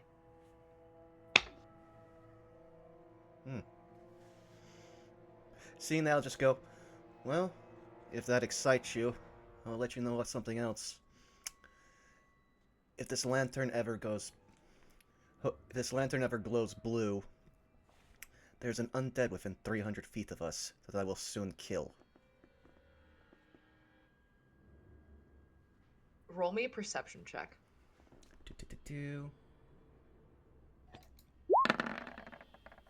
That's an that one. He says something under his breath, but you do not catch it. But at that point, Branson will be like, alright, this has been a very informative talk. I will take back my post. And he'll just slow his pace so that way he gets back to the front side, like the entrance of the cart where he's been walking alongside.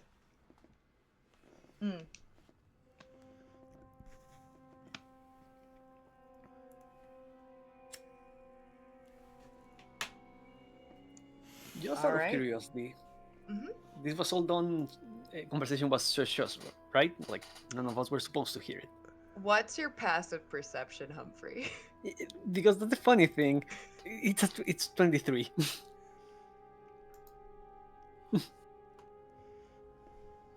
In fact, anyone who has a passive perception above 17 would have heard the whole thing.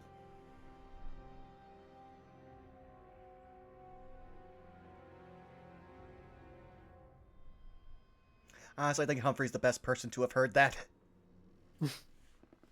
Possibly. And actually, you said 23 is your passive perception? Mm-hmm. I'm gonna message you. This is so buck wild. I'm gonna message you what he muttered under his breath. That's the great thing about the observant feat. It gives you a +5 to both perception and investigation, like your passives. Ooh, let me see. Huh. Alrighty then. Yep. Yup. Alrighty then.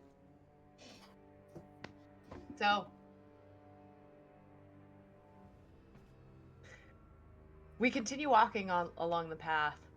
Is there anything else anyone wants to say or do before I move to the next thing that happens?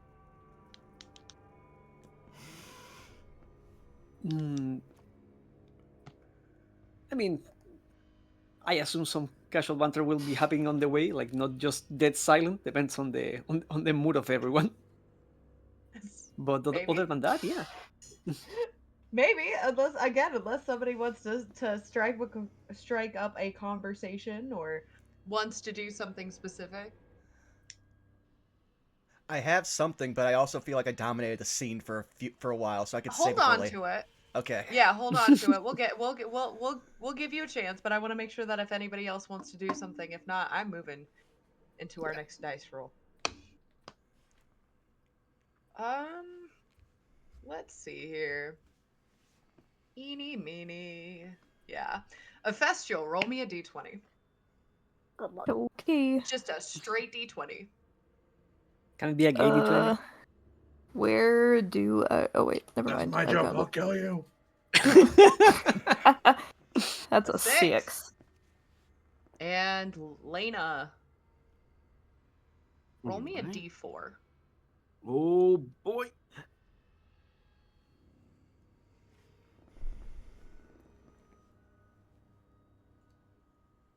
Alright. 4. You continue walking for quite some time. 4 hours, even. And at this point, I need everyone, once again, to roll me perception checks. Ooh. Hiya. 26 both sides. Oh. 10. 4. 17. And because he is indisposed for a second, Zan rolled a 12. Okay. We are going to start with the lowest of the perception checks, because even a 4 is going to tell you something. Because, Lena, where is Vern?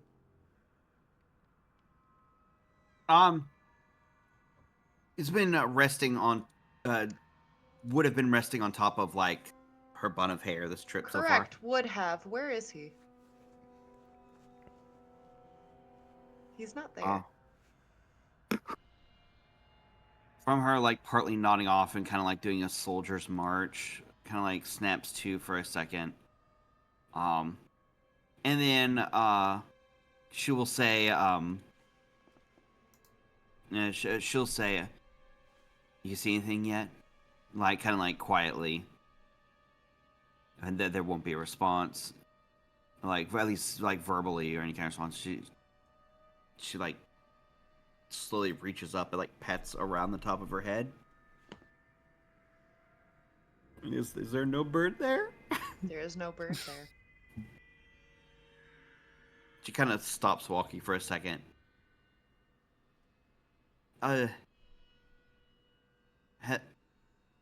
anyone seen Vern fly off? Have we? With that 26 perception, that would be a no. With a 26? Huh. With that 26 perception, that would be a no. I have not. Why?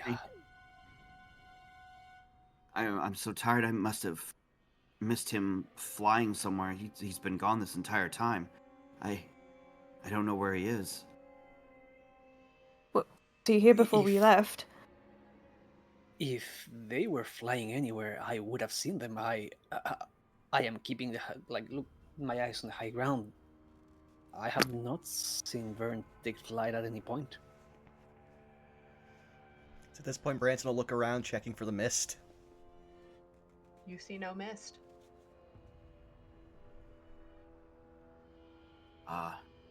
Perhaps they moved inside one of the caravans? Like one of the wagons?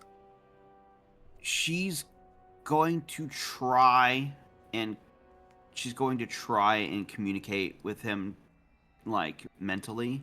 Mhm. Though that has only 100-foot range. Mhm. Is there any response? Woo, woo. Oh, okay. Where are you? She says. I was worried. Do you look into his eyes? You know what? Yeah, she will, because she does have that capability. As long as he's like, he does have. Yeah, she can. She does. You see yourself. You look like shit. Oh, You also notice in his vision that he is inside one of the carts. In fact, he's inside the farther back one. You see around him seems to be kind of nestled some type of bag. It's a little difficult to see, admittedly, because of how dark it is in here. And it's a little difficult to tell all of what's going on because, again, as we've described, a lot of your vision, even through Vern, kind of looks very hazy. It looks like a lot of colored shapes, and in the darkness, of course, that's a little bit more difficult to discern. But he is staring at you, and he's surrounded in dark. But you do see the silhouette of the opening of the tarp, and you can tell he's there. she like laughs a little bit, like holding the side of her head. She's like, "Oh, oh, that dream got to me. I was worried there for a second. Oh, Perhaps you should take time to rest. We don't seem to be in any immediate danger. I mean, not any more than usual. Is there any chance that you can take a nap inside of the cart? Mr. Leechy, would that be okay?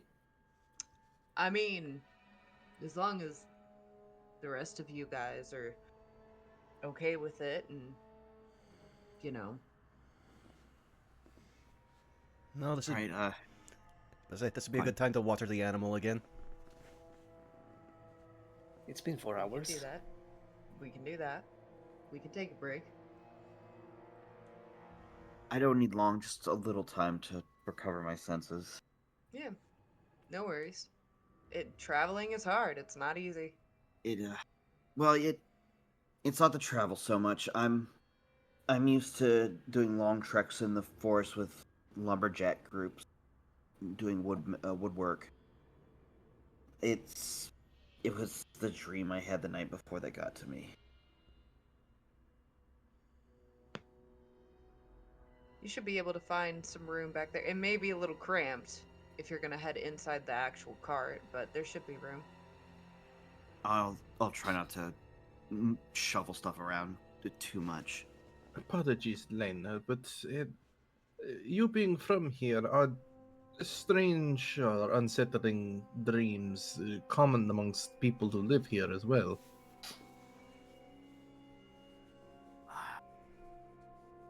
Well, I mean, everyone has their own assortments of dreams and nightmares, but nothing quite like what I've been through in my life before. No. Kind of says if you could see her eyes, you could almost tell she's staring into the middle distance as she kind of says that. All right, sir. I suppose I will try to keep that in mind. Apologies. Please get some rest.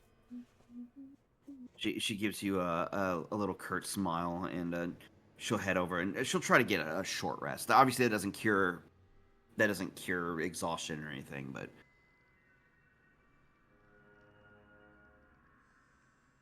A rest But is a rest. a rest is a rest. and I recover most of my stuff as a fighter on short rest. Yep. The fighter.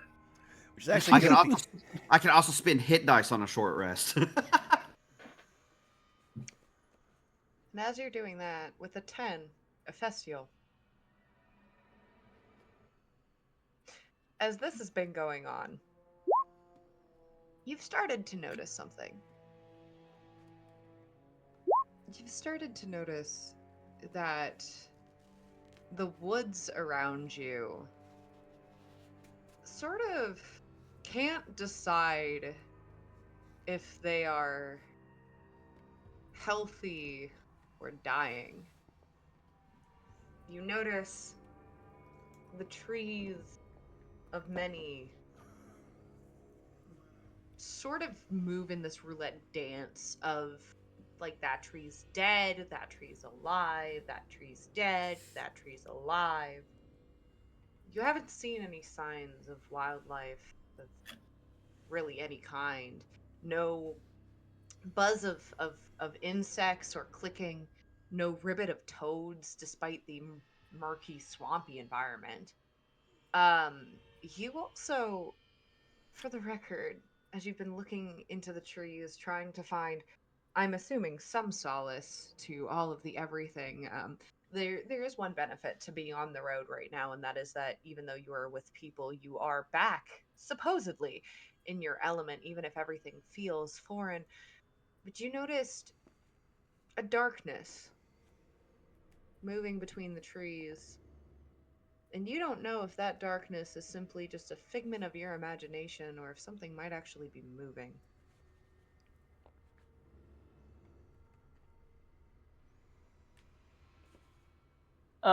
Have we stopped walking At this again? point, yes. Yes. Okay. While he has a moment, he'll walk up and kind of touch one of the nearby plants to see if it feels off.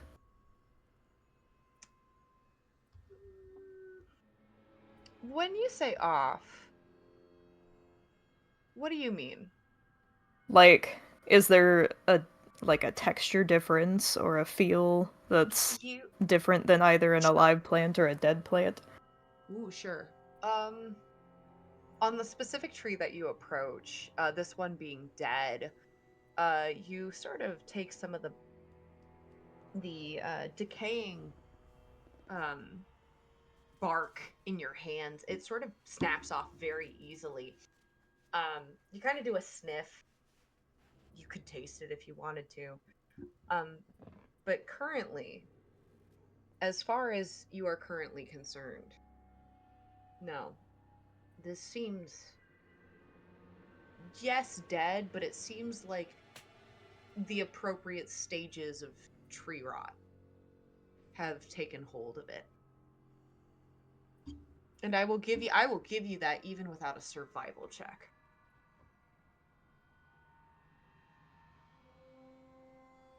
Um, Despite his earlier misgivings with Leechy, he will approach him timidly and ask, Mr. Leechy, sir, Yeah. are these woods always like this? Alive and dead at the same time? Oh yeah. Yeah. These woods have a tendency of being indecisive, I feel like is the best way to word it. But all the while still maintaining a healthy ecosystem, or at least I would say that if not for the quiet. How is that possible? Ah, that I don't know. Simply traveling them, I don't necessarily understand them. I see. Sorry, I can't be much help in that regard. But I can tell you the weird, deathly silence in the area is not only unsettling, it's not normal. Has something happened recently?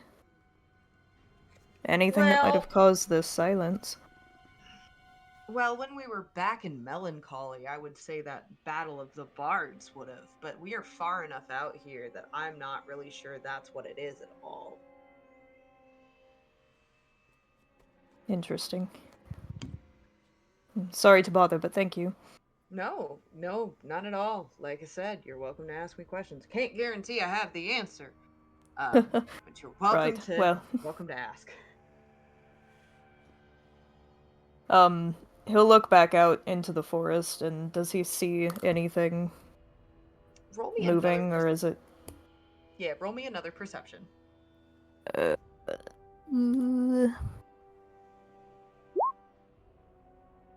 15. 15. You see something. Almost looks like sheer darkness. Hide behind a bush somewhere. And as your eyes focus on that for just a moment, roll me a survival check. Oh boy. 14. That tree behind where you saw that darkness, there's some kind of it's hard to tell because it's far enough out that it's like you can see the coloration, but you don't necessarily know what it is. But just as that sort of darkness left, you see almost like giant black spots on the tree that was directly behind it.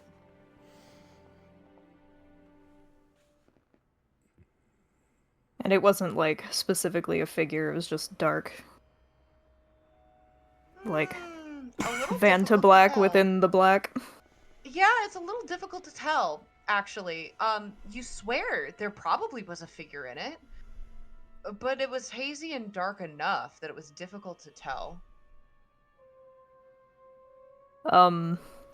He's actually going to turn around and try to grab Humphrey's attention by poking at him on the roof of the caravan. I'd like to imagine that you just climb up onto the frame and do a Just, poke. hello, Humphrey. You see the part of the of the wagon with the hat move, like the hat slides to where you are. Yes.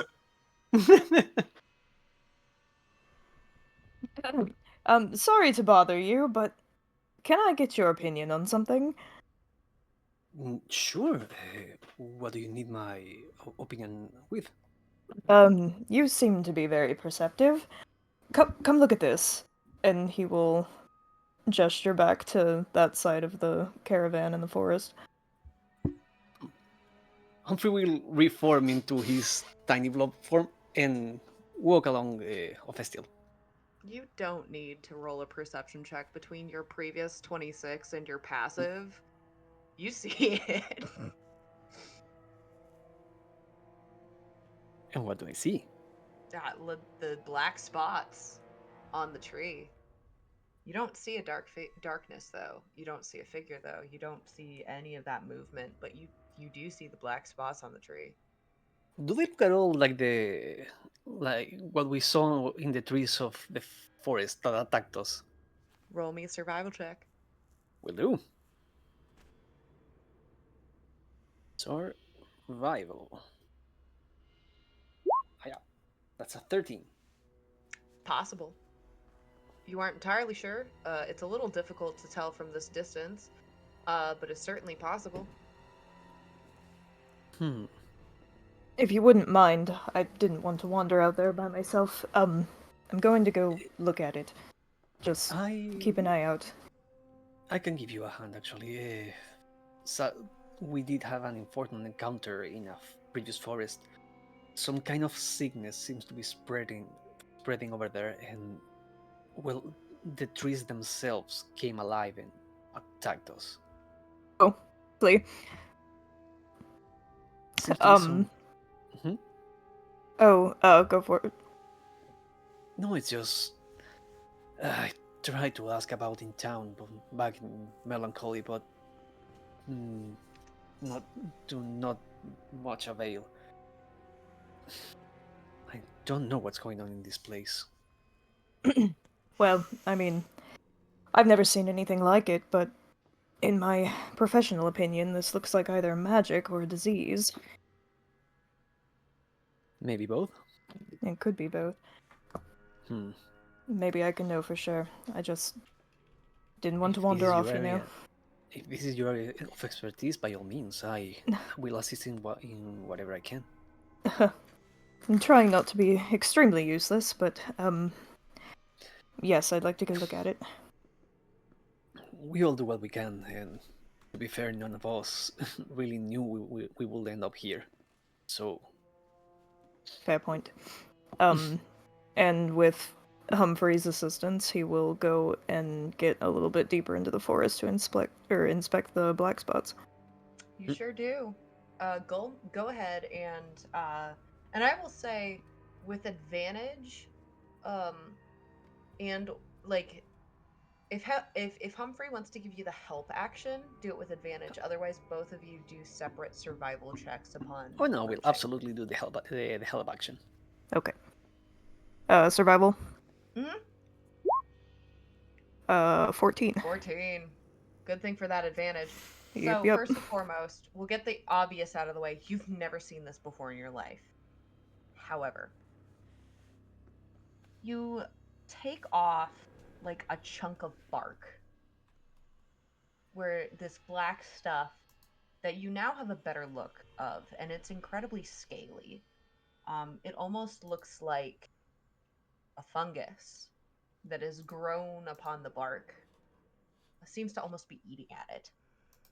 And as you take off a piece of the bark, you can clearly tell that it is some type of like almost like a parasitic blight, but like as it is physically eating away at the bark, you can see it like underneath the bark, like there's a hole there, right? Um, but you've never like I will not have you roll a nature check. You have never seen this before in your life. It's black, it is scaly, it smells terrible for the record. And it seems to be eating through the bark. Fascinating. I've never seen it before, but this is some sort of fungus. It seems a parasitic one at that. Upon a better and closer look, Humphrey, to answer your question, this looks very much identical to what you saw earlier in the woods down south. And it seems to be the same kind of sickness, the same kind of parasite growing on the trees we met down south before Melancholy. And you So it said has they attacked spread. you? Yes, the trees fully covered by it came alive and attacked us. By what? With what motive? I do not know, but they did mean us harm. I'm curious. Maybe those were more, far gone. Because these ones don't seem to be responding at all. Even then, the fact that it has spread this far, it's concerning. The forest we met seemed to be halfway eaten by this thing. This might be a broader problem. Would it bother you if I took some of this with me? Not at all. Just keeping it somewhere where it doesn't. It won't be spread attached to any plant matter, don't worry. Do you happen to have any glass vials or something that would keep it from spreading? I don't believe so. I am double checking that just in case, but I don't think so. You might have some from your background, depending on what you took, because if you have something like a scholar's pack, you would have one. Yeah, I have a tinder box, That's for lighting fires. but I just mean maybe taking the contents out and putting that in the box. Did you get an explorer's pack? I did. Okay. I believe I have all my items right here. Well, the thing's like you pull an explorer's pack that has a ton of items in it that aren't listed. It's just that, to be honest, you can say that you would legitimately have probably like a small vial. Yeah, honestly, I cannot remember. No, I would say so I have sorry, I'm pulling up your character sheet right now. Because I swear Yeah, I couldn't remember because I thought that I took I think it was herbalism kit that I had. Yes, you have an herbalism kit. That's what I was double checking if you had that or if you had so with an herbalism kit, you have you have clippers, mortar and pestle, and it says various pouches and vials. So you definitely have like an Okay. empty vial or like an empty pouch that you could put it in. Okay, cool. I will take one of the vials and put the fungi in the vial. You certainly do.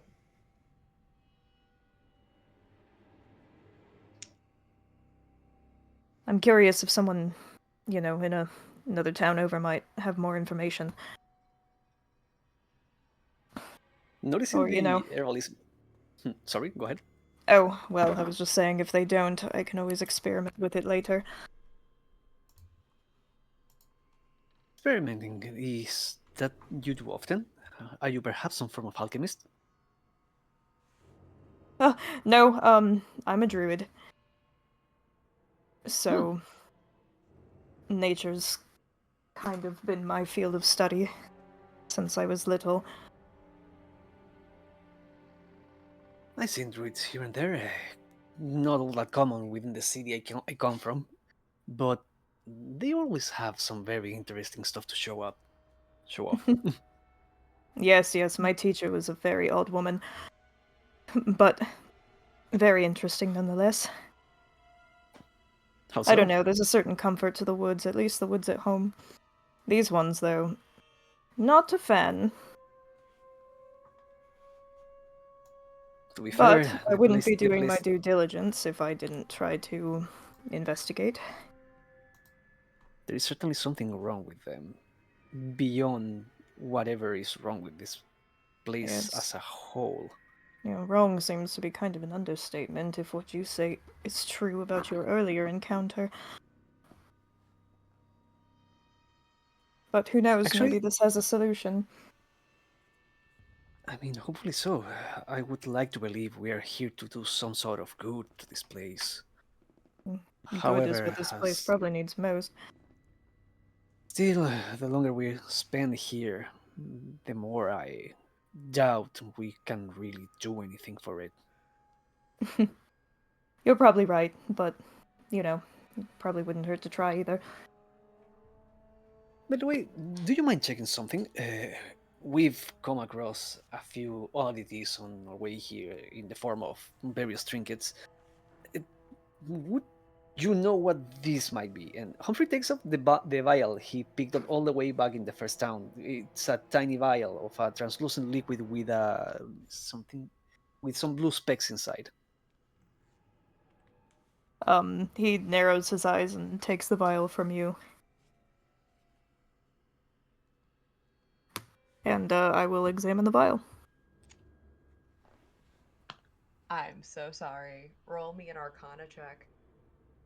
I'm actually not terrible at those. 19. Nice.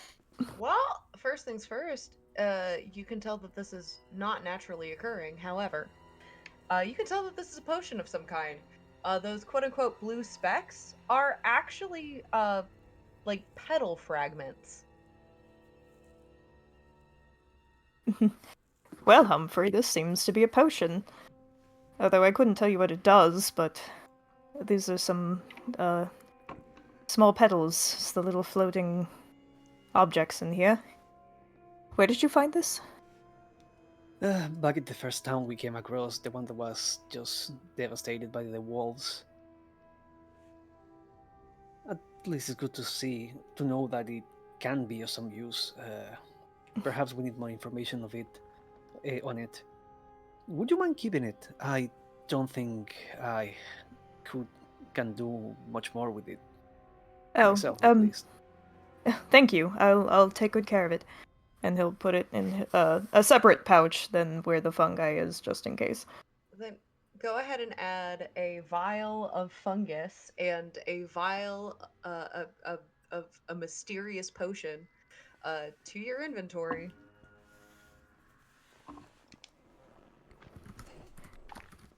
Oh boy. And I will remove it from mine.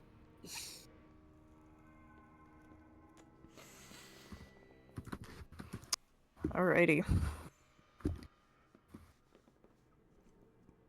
And with that, I know it's a bit late, but I think now, before we move to the next of the perception checks, I think now's a good time to take a break. Alrighty. Yeah. Sounds good to me. Welcome to the Right. Citric halftime show. Alright. Citric, take it Oh, away. God damn it. I will be back. Hello. So everyone having fun? How you doing, Ted? I'm having a Would good you- time now that OBS has settled or the storm settled. I don't care which. I'm gonna step away for 2 seconds. Go right ahead. Okay. I'm good for now, Mhm. so I can let people take their early breaks and then take my very quick one. I was going to take a little bit of a break, but I was volunteered to No, stay. no. I am welcome. fine. Take your break. Take your break. Be right back. And yeah, hey, chat and YouTube in the future. Thanks for sticking with us. It's been a time, but this has also been a really fun session. Oh, for sure. Also, I'm so sorry for you, Alpha. You are having the hardest go of it. That's the pain of exhaustion. Disadvantage on skill checks, baby. Well, no, you're having disadvantage on skill checks in an RP-heavy game. That is the special kind of hell you're in. Because that's when we have the most of the things.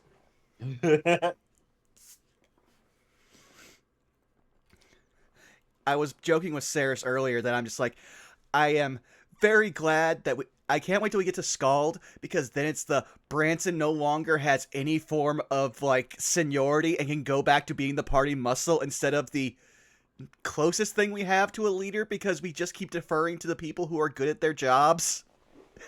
Mhm.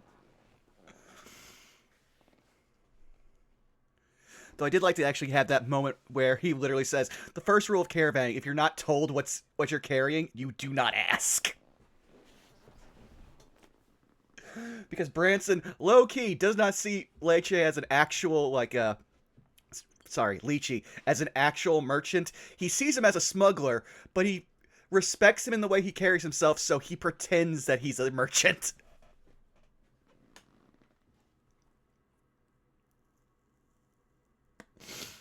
Oh, that sounds nice, Amarandy. I'm glad you're having fun. I was actually sharing with you earlier, Alpha, but I'll share with chat.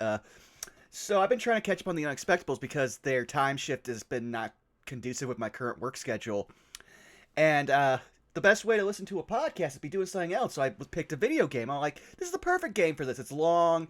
There's going to be large gaps of silence because it's a Yakuza game. I started like a dragon and then forgot, oh yeah, Ichiban and everyone else have personalities, so there's a lot more voice acting in that game that I have to pause the podcast I'm listening to hear.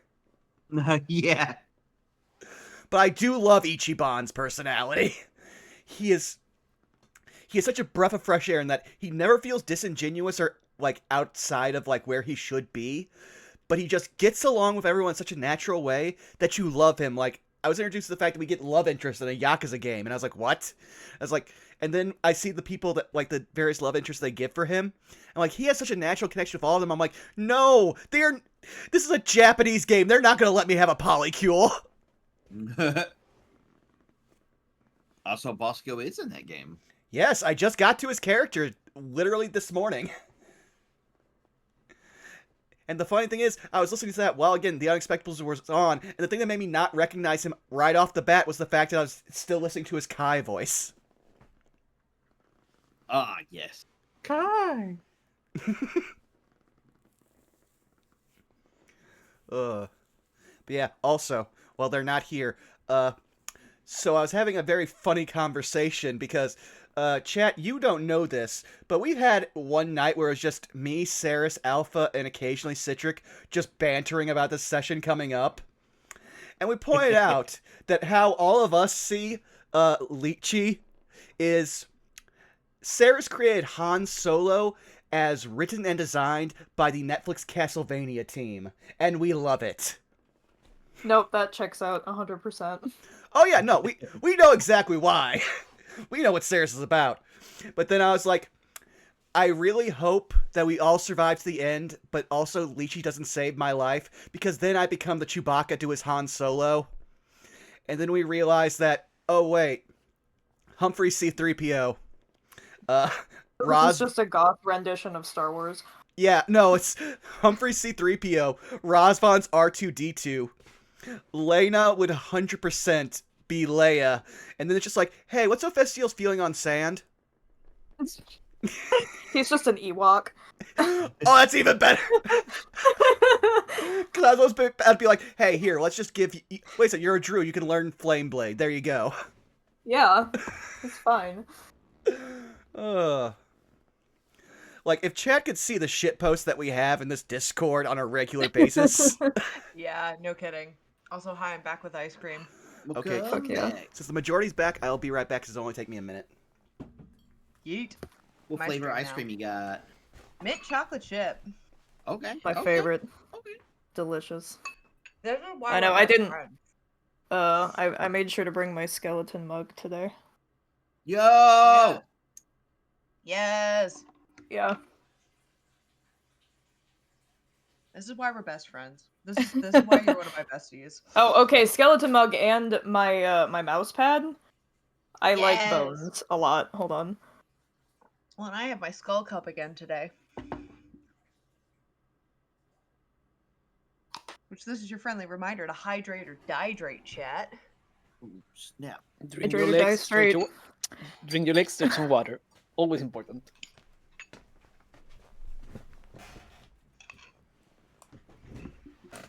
Yep, there's my skull-centric POV. Let me see. Yeah, and you are surrounded by skulls. Yeah. I'm just pretending to be one though. That's fine. okay. There's a skull inside all of us. It's all right. I- At least you're not an orange. Imagine. A boneless fruit! I know, I feel left out without a mascot. I don't know what mine would be though.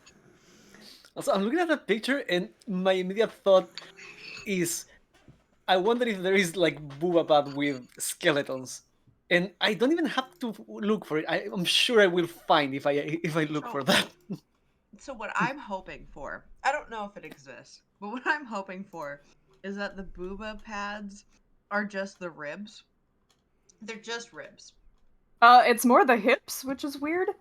Ah! I think my favorite one of those booba mouse pads I've seen was like, what was it? It's like a rat, a possum, and a raccoon just like looking starry-eyed at a pair of trash bags. That's the one I just sent Sarah, who was copying the drop and call chat. Ah! Dragons. I Oh, sent that that's to them good. like a week ago. What is a skeleton's favorite snack? Why do you always fail me? Also, because we now have a significant more bunch of people here, for those who don't know, we just got 4 skeleton emotes, courtesy of Citric, that are now follower emotes. So you have options for the Burnout Hype Couch, which give me a second here, I'll post it in chat if they will let me. Do. Boom. Nice. Yes. And because Citric is always so much more knowledgeable on art and like creating like graphic designs, he also made so every one of them can double as a second emote. So yeah, have fun. This is my reward to all of you people who continuously come here and enjoy the game as much as we do.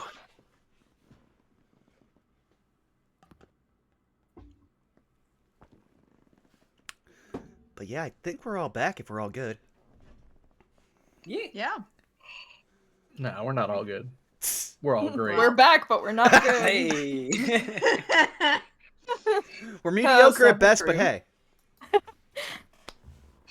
Hey, I think you're fantastic.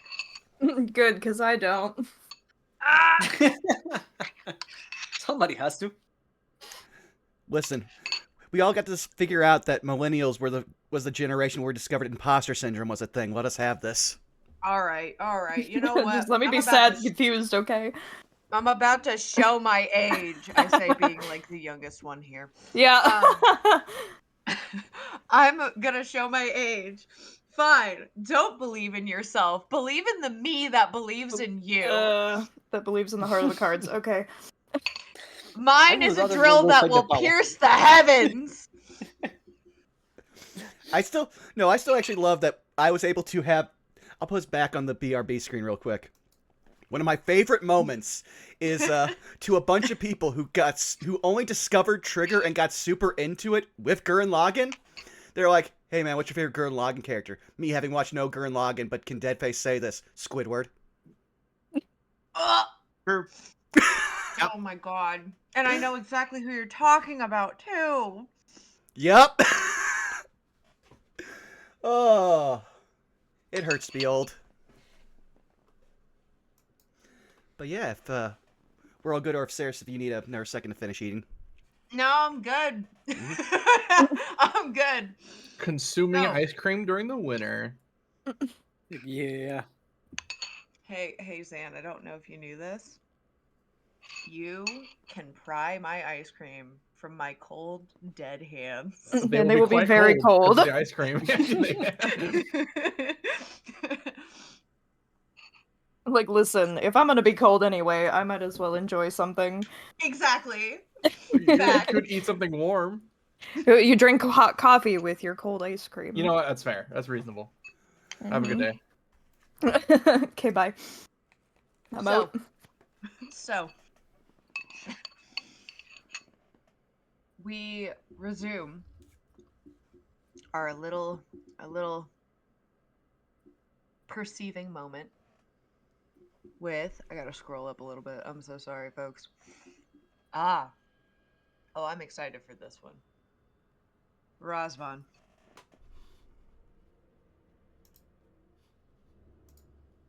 Here's what's funny. You know how you mentioned, as a joke, that you had hoped that you might see Juji? Yes.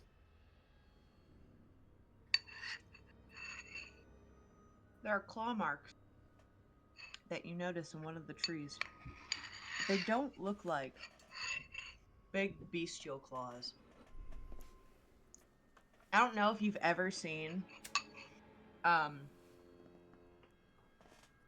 you own cats, but like, you know, when like a cat tree or like a post or like something has been clawed up and down and climbed repeatedly by a cat? Sure.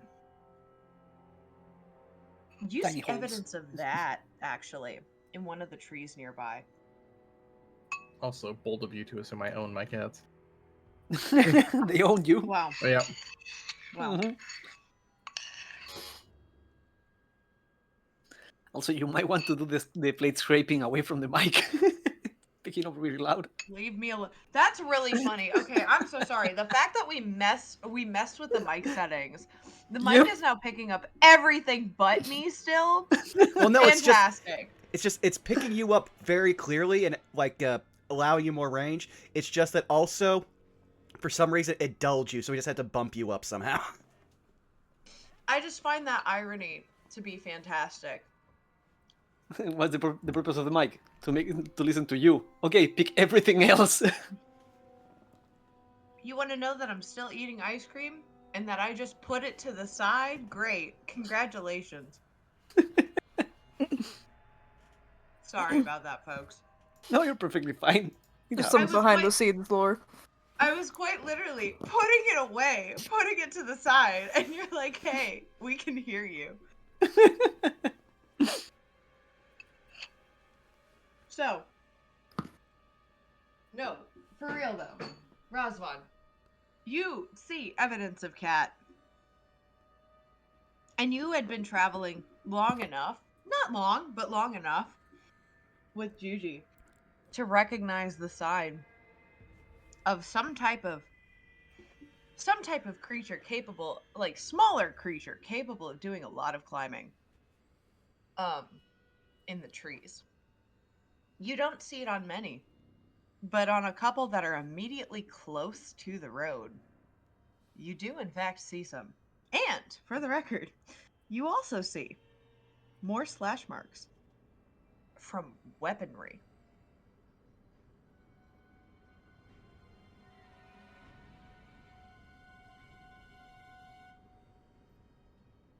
Kind of just taking a nod to it. I don't know if this is intentional marking of territory if there was signs of combat here, but it does appear that some sort of exchange happened here recently.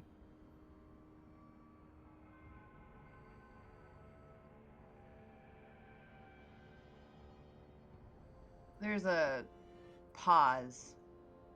I don't know if any of the rest of the party members do anything, but Leechy will look to you, Razvan.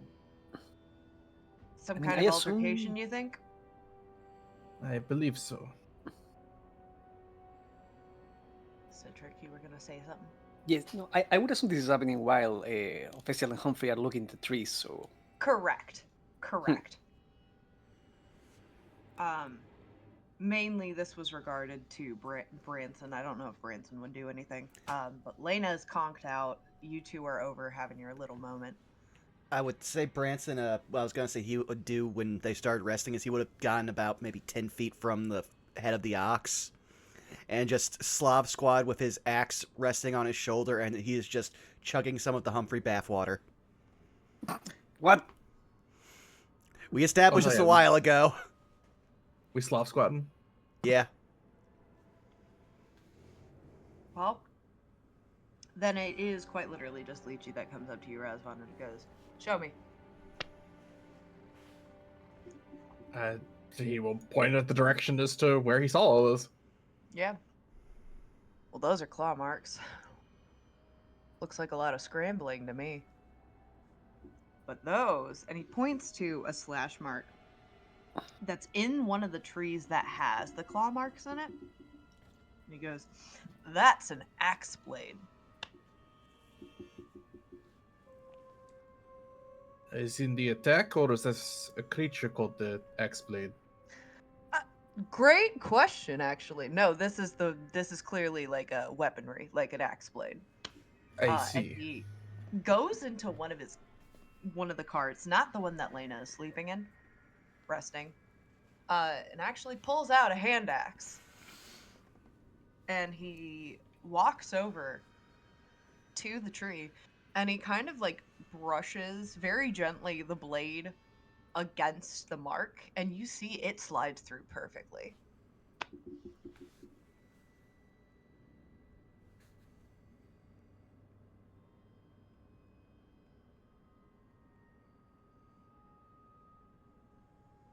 Interesting. I wonder what this could mean.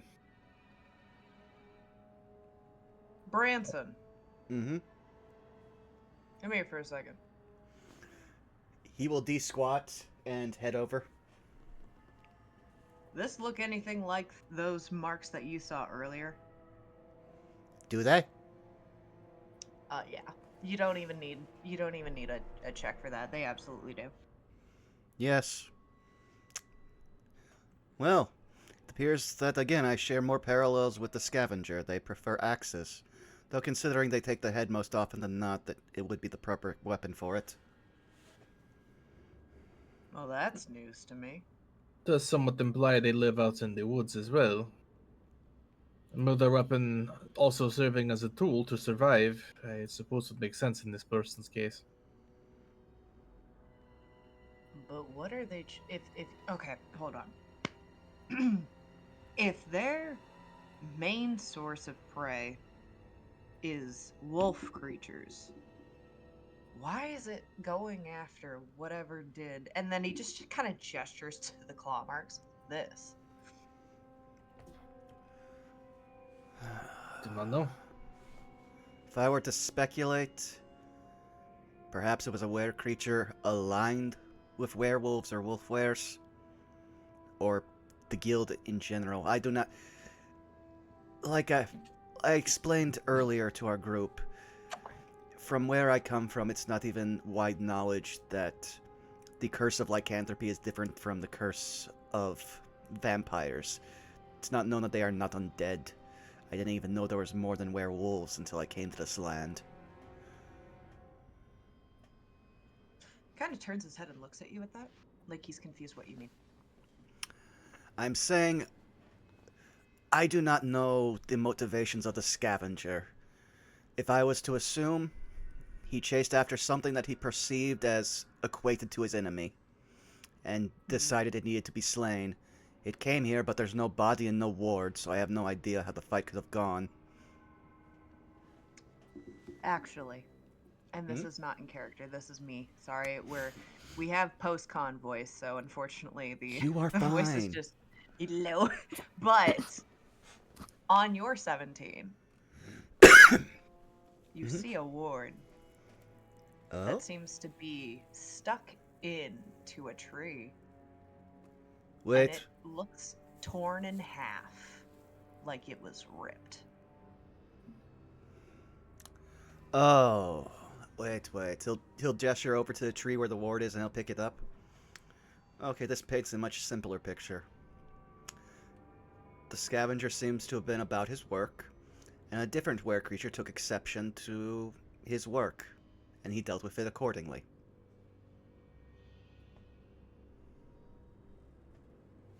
And he'll just say, flicking down the destroyed ward.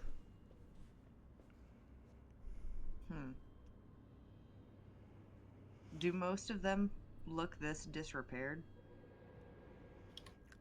None that I've seen. I've seen them all in pretty good condition.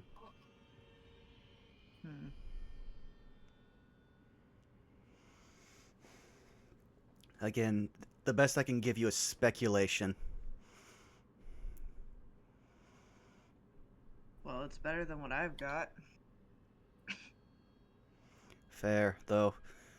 If they have moved this far outside of a usual territory or predictable one, they may have found something in her, directing it more towards a mission. So, the chances are we probably might even meet the scavenger. So temper yourself, and hope that he does not take exception with us. Noted.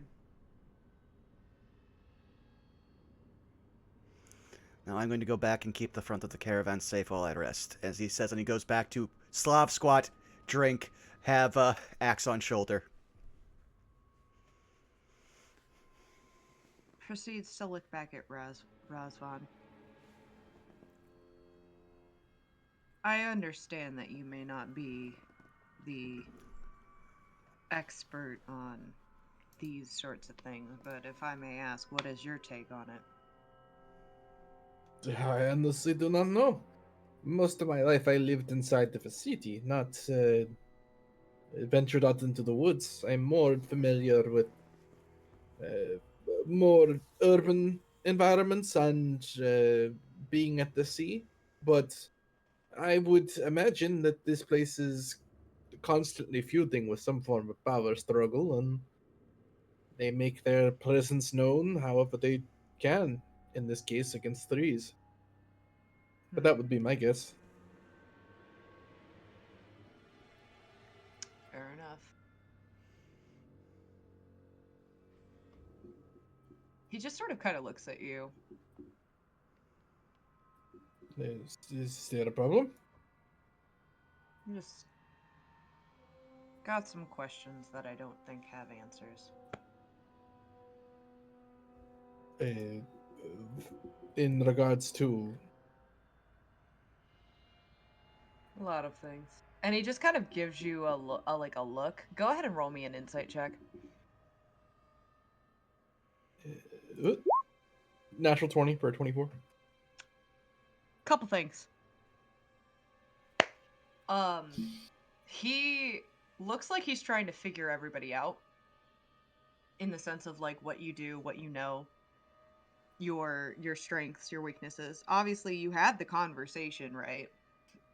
You had the conversation when you guys were taking the job, but it seems like he's trying to gather more information. And there's a very particular thing that he is in trying to spend, shall we say, some natural time interacting with you, as much as it can be natural, trying to figure out what to do with you specifically. Is there some place that you would rather have me be, or is simply my presence enough? No, just trying to figure things out. He sort of gives you a wink, but he does not elaborate before walking to the front of the caravan. All right. I'll just kind of nod and take his position back in with the caravan.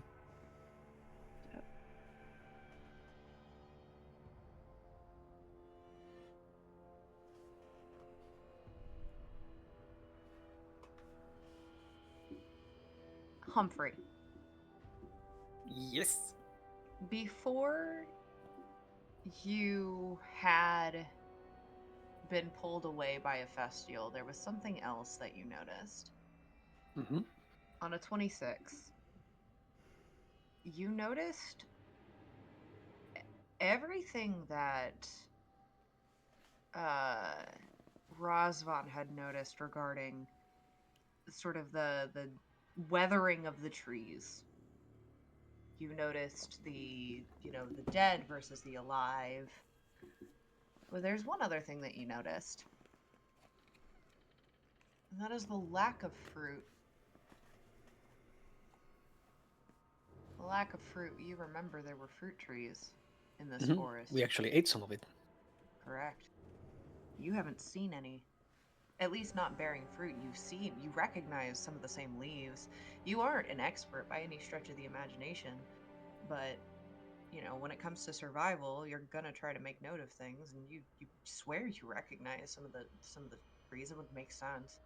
You haven't seen any fruit. You also haven't seen any like nests, not bird nests, not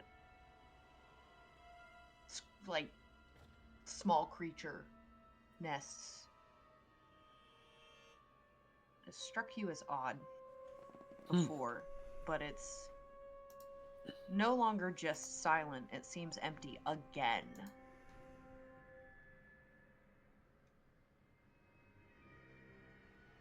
Continuing the conversation we were having with Ophistial, actually, Humphrey will think of that and say, no, the weird part of this is back with the forest, with a much worse case of the fungal infection, there were still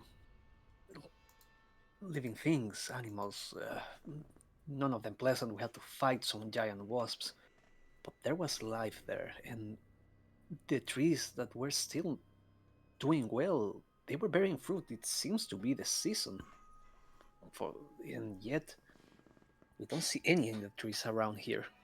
This place, infected or not, just seems kind of dead.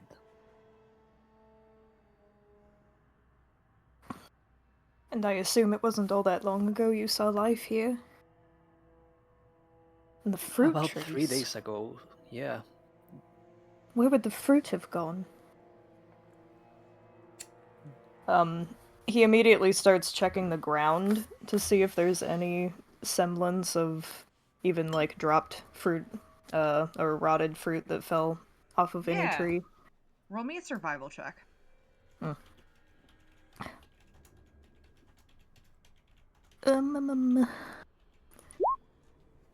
12. You do notice what looks to be like the husk or like the shell of some type of like fruit. But there are no insides, and it looks like it's been rotting for like quite some time.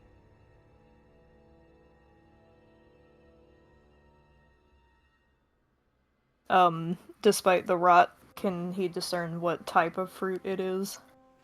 Roll me a nature check.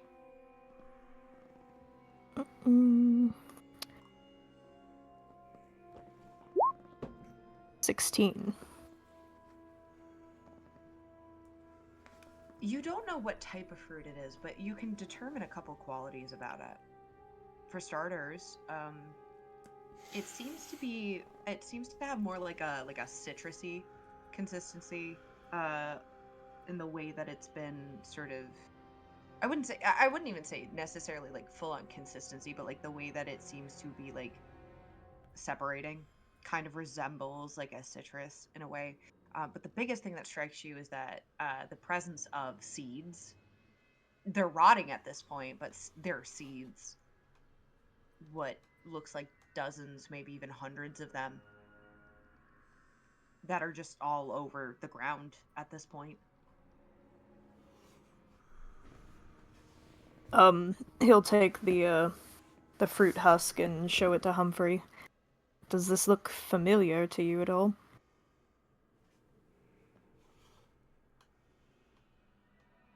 Does it happen to be the same fruit we ate on the way here? I'm gonna require a nature check because of how rotted it is. No problem. Nature. Yeah. That's a nat 20. For a 21. It sure is a rotted version of it. In fact, if I remember correctly, doesn't one of y'all's have some in your inventory? Not I I. thought you guys took some. Well, no. I believe that was Onyx. Oh. Well, no. Yeah. No, I think it was Onyx and Humphrey because he also tried it with them, but it was only a day's worth of ration, and the rest of us ate the hornet. Yeah, no, if anyone had any like pieces or full fruit that was Onyx, Humphrey just had a like what he ate at like back then. Okay. So I was remembering correctly. The Yeah. cat's just gone. Great. Yeah, that seems. But yes, based on what you remember, this looks correct. It's kind of hard to tell with the decomposition, but yeah, it seems to be the same kind of fruit we had back then. If it's any help, when it's good, it's edible. You have to be careful with the seeds. It has a spice to it, but we ate some of it for survival back then and had no adverse effects. But yeah, it's the same kind of fruit. Seems to be rotting for a while now. I'm not really sure what this means, but... And of course, you guys got it from a different forest. I feel it's redundant to keep saying it, but something is off. Because we've seen no sign of life, and even the infected trees like have no fruit, and it's a weird stretch of just death and nothing going on. Calling it off is an understatement, but the best I can do is gather information and maybe put the pieces together later. It's worth asking Leechy if this is common for this place. I know for a fact that the fungal infection back then seemed to be something new, something in the process of happening. Yes, I spoke with him already about the forest, and he didn't seem to know much, but...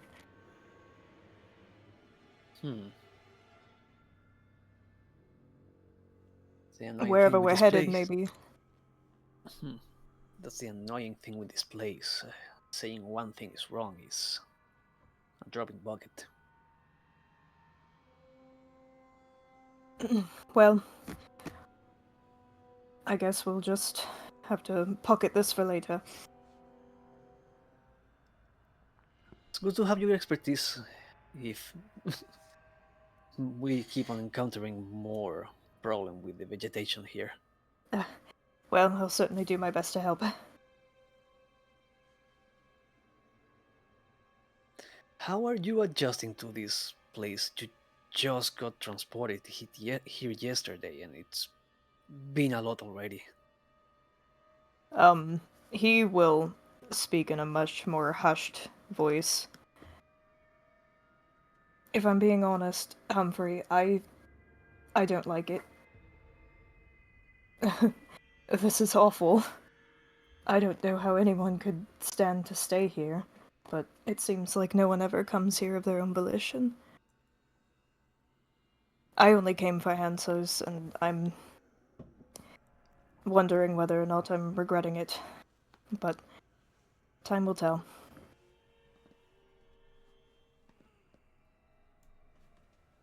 I myself, I'm just looking for a way out. When I say I hope we can bring some goodies, because I don't really know what we're expected to do here. We were brought and told this would be our way out, but seems like we were just dropped in the middle of nowhere. And just hoping there is something we're supposed to do is just what I'm clinging on to, really. Because the alternative is just embracing despair, and that is not on my cards.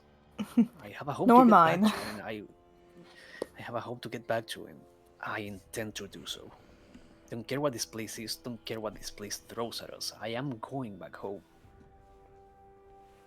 Your I hope we all determination are. is very, admirable. I wish I could say the same to have a home to go back to, but at the very least, I'd rather go back to where I used to be instead of trying to figure out how to not lose every ounce of sanity here. Just keep trying. You have nothing else to do, just keep trying. Because Well, giving up is when it all ends. you're right about that. Thank you. And really, I do mean thank you. It's the least I can It- do. I've not been the most accommodating to you. Again, I threw a dagger at you last night. It was Oh, just an awful please. day. A dagger's probably the best thing that's ever been thrown at me. You're fine. It's alright. I'm used to not receiving warm welcomes, or at least if I do, it always ends. Somehow. So, apologies if I maybe make any of you regret that. But I don't mean anything by it. I just want to leave. And your company is more than comforting right now. I can say the same for you too. I'm glad to have you on board. Mm-hmm.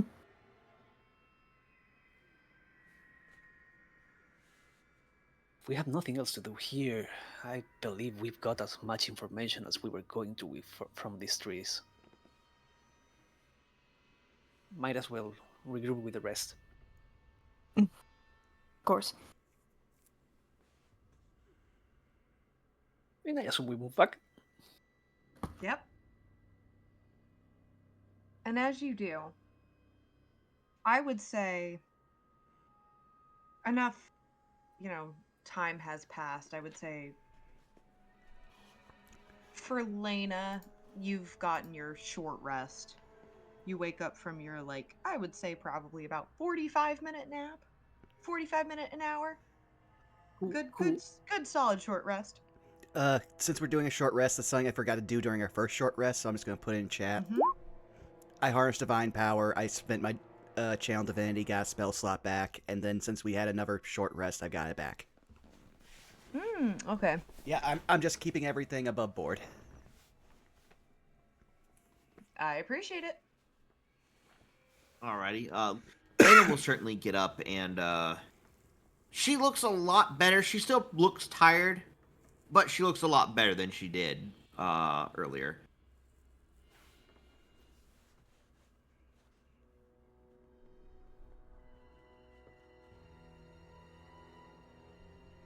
Ooh, ooh. And Vern will pop back into your hair. She'll of course give him little scritches and the like. Probably was like giving him like little pets here and there while she was like, if she was like in and out of consciousness a little bit.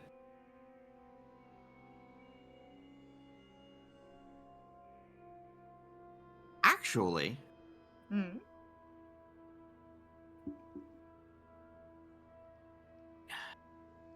can I insight Vern? I wonder if he did that out of usual nature. It's not like him to suddenly leave Lena's side. May I insight my bird? You may insight your bird. Okay. Still a disadvantage though. 7. Mm. Yeah, I'm gonna be nice, and I'm gonna say,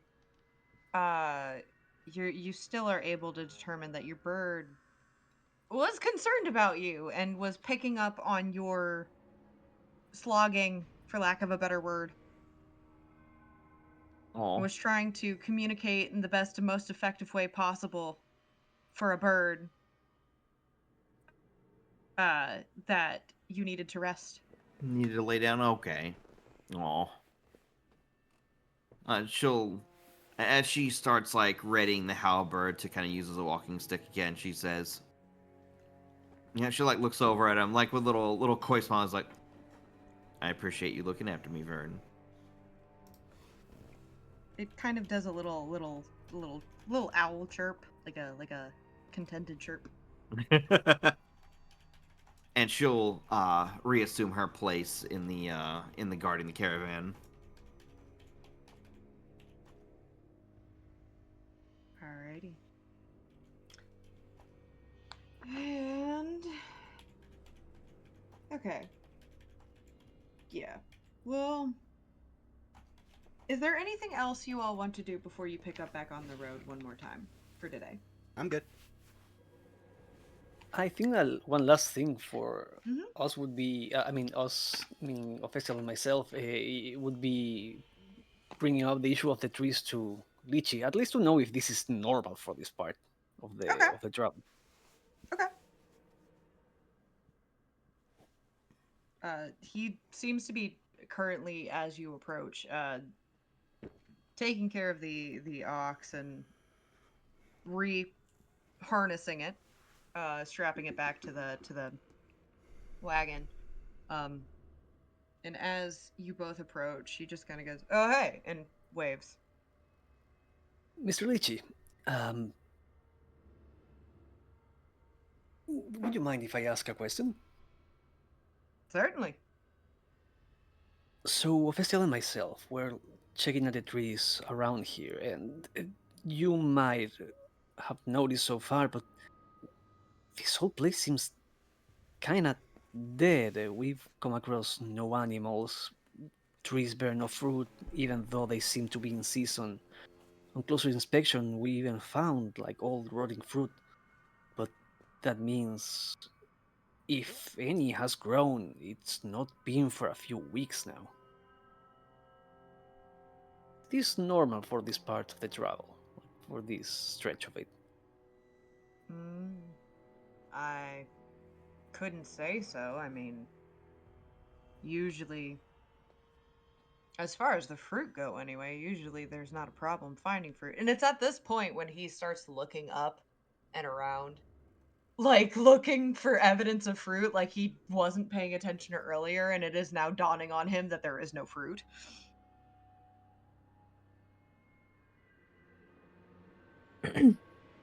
You must have you must have noticed the entire trek. Like we did not hear any animals, but now that on top of the fruit, it just seems that life stopped around this place. Yeah, I mean, no, that is not normal. There's usually, I think I mentioned it, what, when we left a couple hours ago, that there's usually insects, giant hornets that are a problem. Um, there are other creatures too. I mean, it's a forest. It's an ecosystem.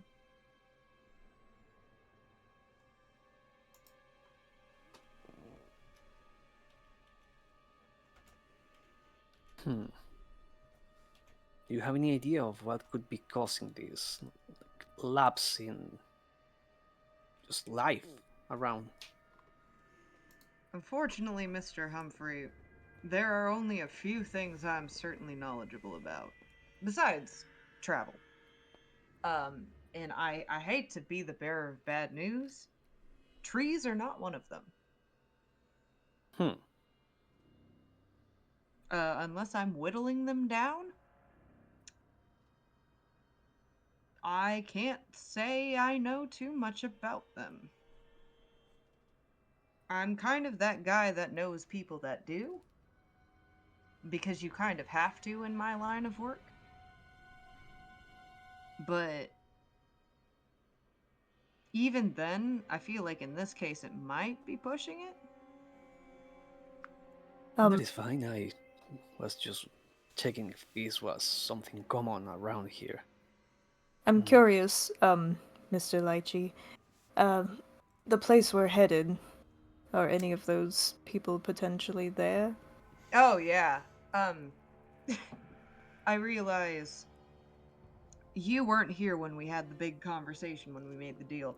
The place we are going, Skald, is the biggest metropolis in all of Carticus. Oh, lovely. Well, maybe we can do some digging when we get there. If that's okay. I don't know why it wouldn't be okay with me as soon as we get to Skald. I mean, I'm paying you all and you can do whatever you want. The job's done. Excellent. Will you not enjoy your lovely company anymore? That's disappointing. I mean, I'll be there. I'll be selling my wares, but you're not obligated to stick around is the point.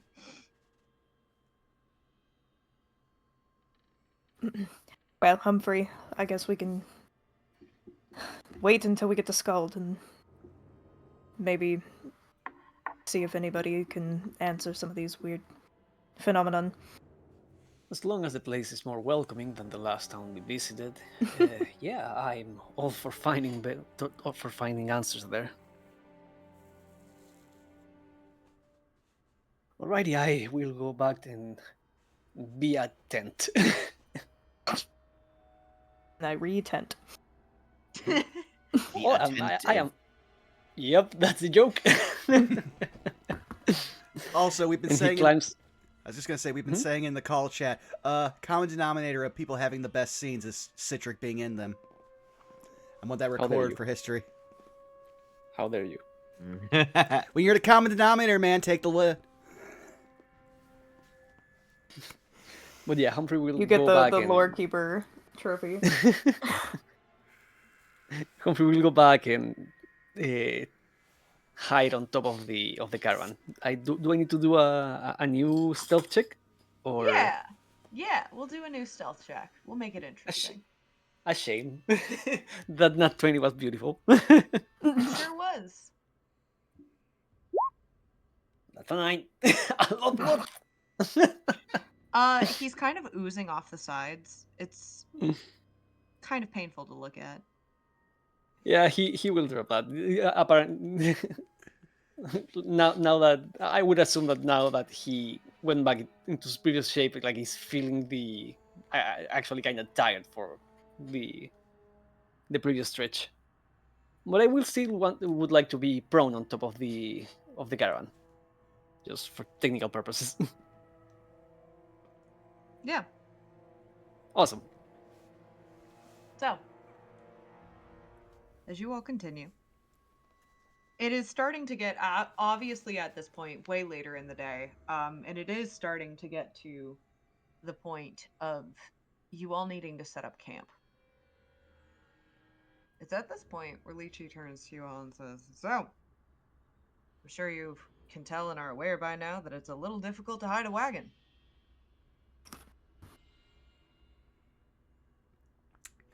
I would definitely agree on that one.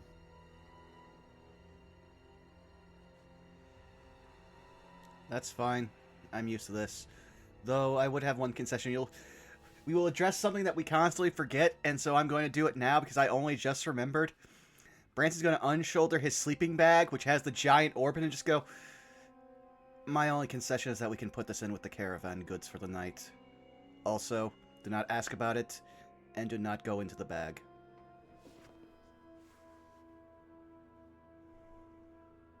Fair enough.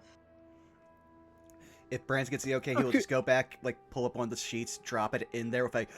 He will hear the hefty thunk, because this thing is a minimum, I think we agreed, 40 pounds. It's a thick orb. It Yep. is a thick orb. There's a lot to ponder. Mm-hmm. Yeah, Brands, let's go. You don't have to worry about the watch. We will watch the caravan. Just know that I take the first watch, and do not try to be the one to wake me in the morning.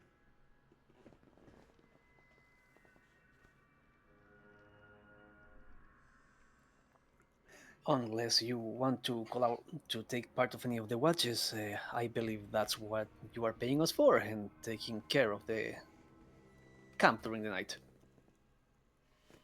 That is exactly what I'm paying you for. Then I hope you had a good night, Mr. Leechy. Appreciated. I usually actually sleep in that spot that Lena took, in my in my wagon.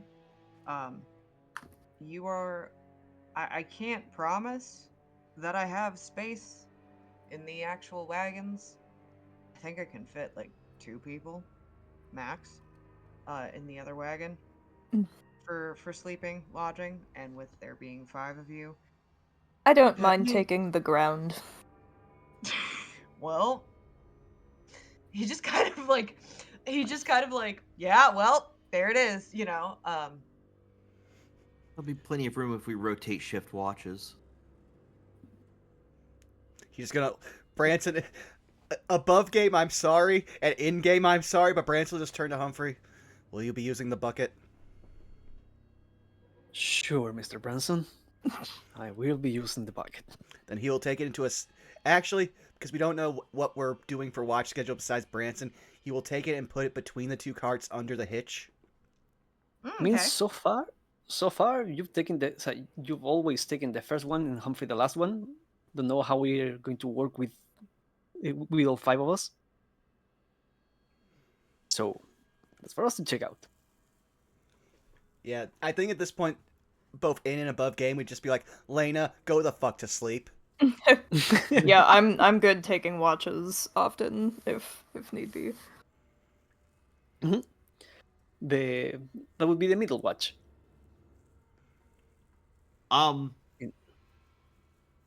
Lena will like offer that for an extra set of eyes in like the dark, like Fern can help watch. Vern's capable of watching while Lena tries to get more rest. Then considering I'm pretty sure that we've established both Humphrey and not Ross. We have 2 similar names, Zahn. It's always going to make me stumble. But Branson and Humphrey both have dark vision, so for our human companion, question mark? I can see well in the dark, so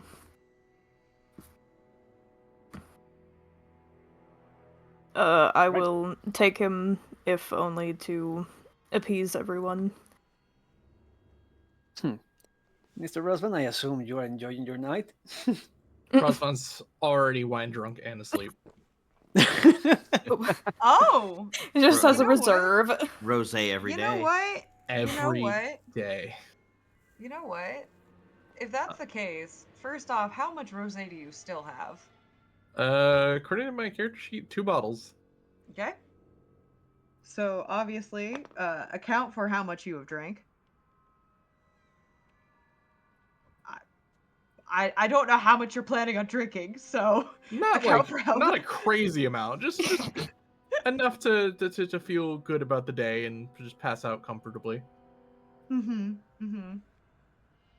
Mm-hmm. And for my sake, because this is becoming a pattern, roll me a Constitution saving throw. Uh-oh. I'm not gonna post it because I don't know who does or doesn't have phobias of this, but there's this GIF out there of someone dressed like Pennywise that flicks off a wine bottle cap and just starts chugging the wine Yeah. bottle. Classic. Just in case someone had a phobia of clowns, I didn't post it, but I love that GIF so much. I'm gonna be honest. We signed up for a gothic horror like a D&D session. I don't think anyone in this group is afraid of clowns. Oh, my favorite Pennywise gif is the one where he has the dismembered arm in the bushes and he just waves it. 17. 17. So far, so good, and you do fall into your sleepy stupor. We are going to wait, I think, to roll Constitution saving throws until next session. However, I do ask, aside from Razvan, is there anything else that Humphrey, Ephestiel, and Lena do before sleep? For his part, Humphrey will just resign himself to the bucket and wait till he's woken up for his watch. And you Resign slide. He doesn't like it. That's why I apologized.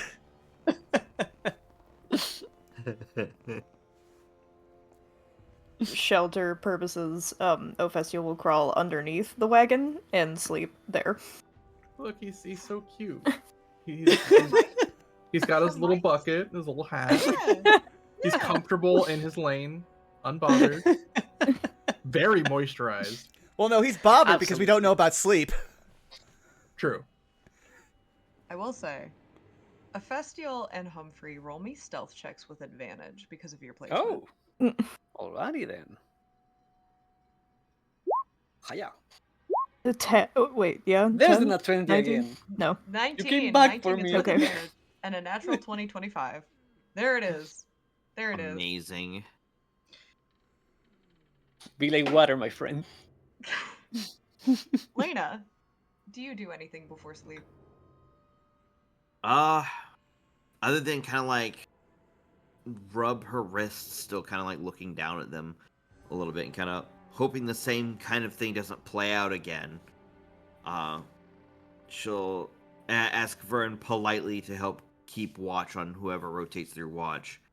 And otherwise try to get some rest. Some Actually- full proper rest. Thinking of something, What? because Branson wasn't able to help earlier, before Lena goes to sleep, he'll just walk up to her, place a hand on, they will feel the smell of ozone, let me pull up my sheep. Not sheep, sheet. I was like, huh? I've been playing a lot of Like a Dragon, okay? I've been fighting sheep in I've been fighting sheep in a cinema, okay? So, they place protection of good and evil on you. Oh, okay. It's not much, it might help. Kiss your forehead. Kiss your forehead for good night. No, do not put... This man is so emotionally stunned, don't put it on him. It's just, the hand on the shoulder just, it's the best I can do to help. Get some rest. And she kind of looks up to you and gives you a small, warm smile and say, I appreciate it. Thank you. And then Branson... She's... Oh, go ahead. No, you go ahead. She still looks like she might be, like, still just the slightest bit shook up from the night before his dream. Then I hope I can spare you that issue. And then he'll just walk up and post up just like he Slav squad before. Slav squatting in front of this ox at 10 feet and just, alright, what does the night hold? She will go and get rest, and Vern will kind of like just show up over beside you, and like an owl can't Slav squat, but he kind of like crouches down a little bit. Brancel's just turn over. We good? Kind of just like lets out a hoot. And otherwise, Vern seems, I suppose, probably a little appreciative of what you did, though he didn't really recognize it. Seemed like there was like a positive interaction there. He'll just go, fair enough.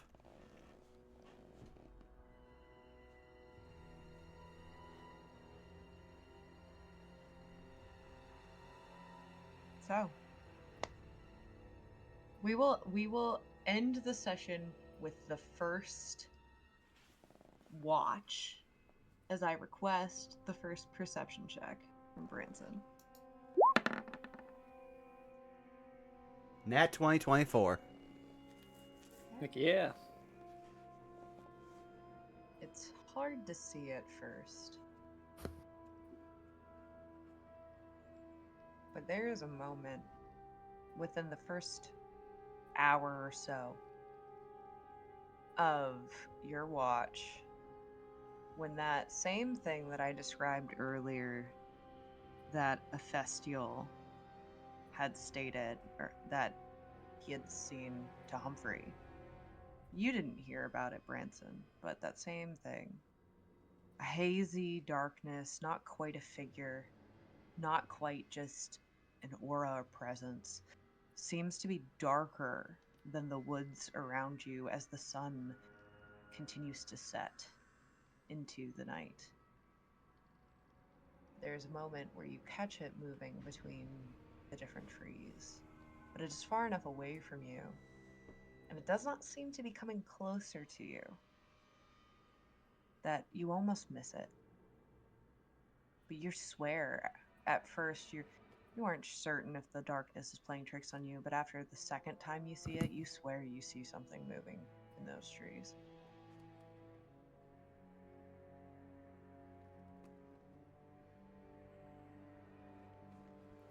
Is it getting any closer to the caravan, or just sticking with the trees and darting between the tree lines? Seems to be almost like keeping a solid distance, but like circling. At that point, the Slav squat like ends,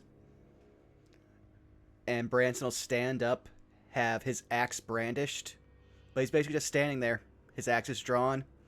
He is showing that if something is going to challenge his territory, it can either shit or get off the pot. Mm-hmm. Go ahead and roll me an intimidation check. And this is the point where I wish I'd actually put like points into that. 6, but at least I did avoid than that one. 6. We'll end your watch with one more perception check.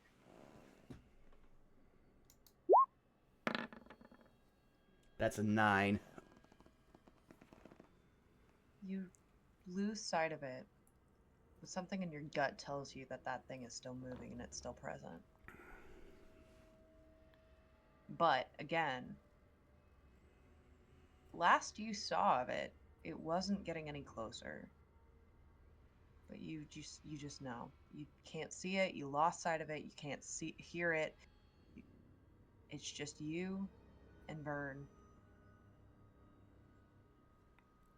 Then I will say, as we're about to end, for the rest of Branson's watch, he is taking intermittent, like, I'm blanking on the, like, intervals to just, again, circle the caravan and make sure it's safe and check for movement or anything. And as your watch comes to a close, that is where we are going to end tonight's session. Alrighty. Oh, okay. I want to congratulate Saris as well as the group as, hey, we finally got through a day that did not take 2 or more sessions. We did it. We For survived. I was about to say, for those at home, I might have gone back through to catch up on stuff because, again, we've had 16 sessions, so a lot of it for people like me who can't take notes have to just re-listen to remember stuff, and realizing we have had 10 sessions in just Cardicus. That's 5 days. This is the longest 5 days I've ever played. Time works differently here. So it seems. Also, we're not out of the woods yet. We have to survive the night. I would make the argument that you never left the woods. Of course we're not out of the woods. We just got in there. Yep.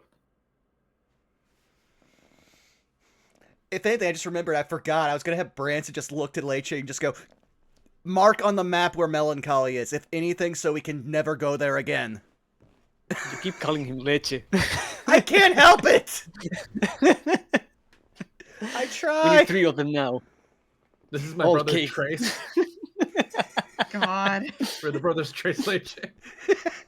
And they have to be all 3 kicked out. So let's just Leche cake.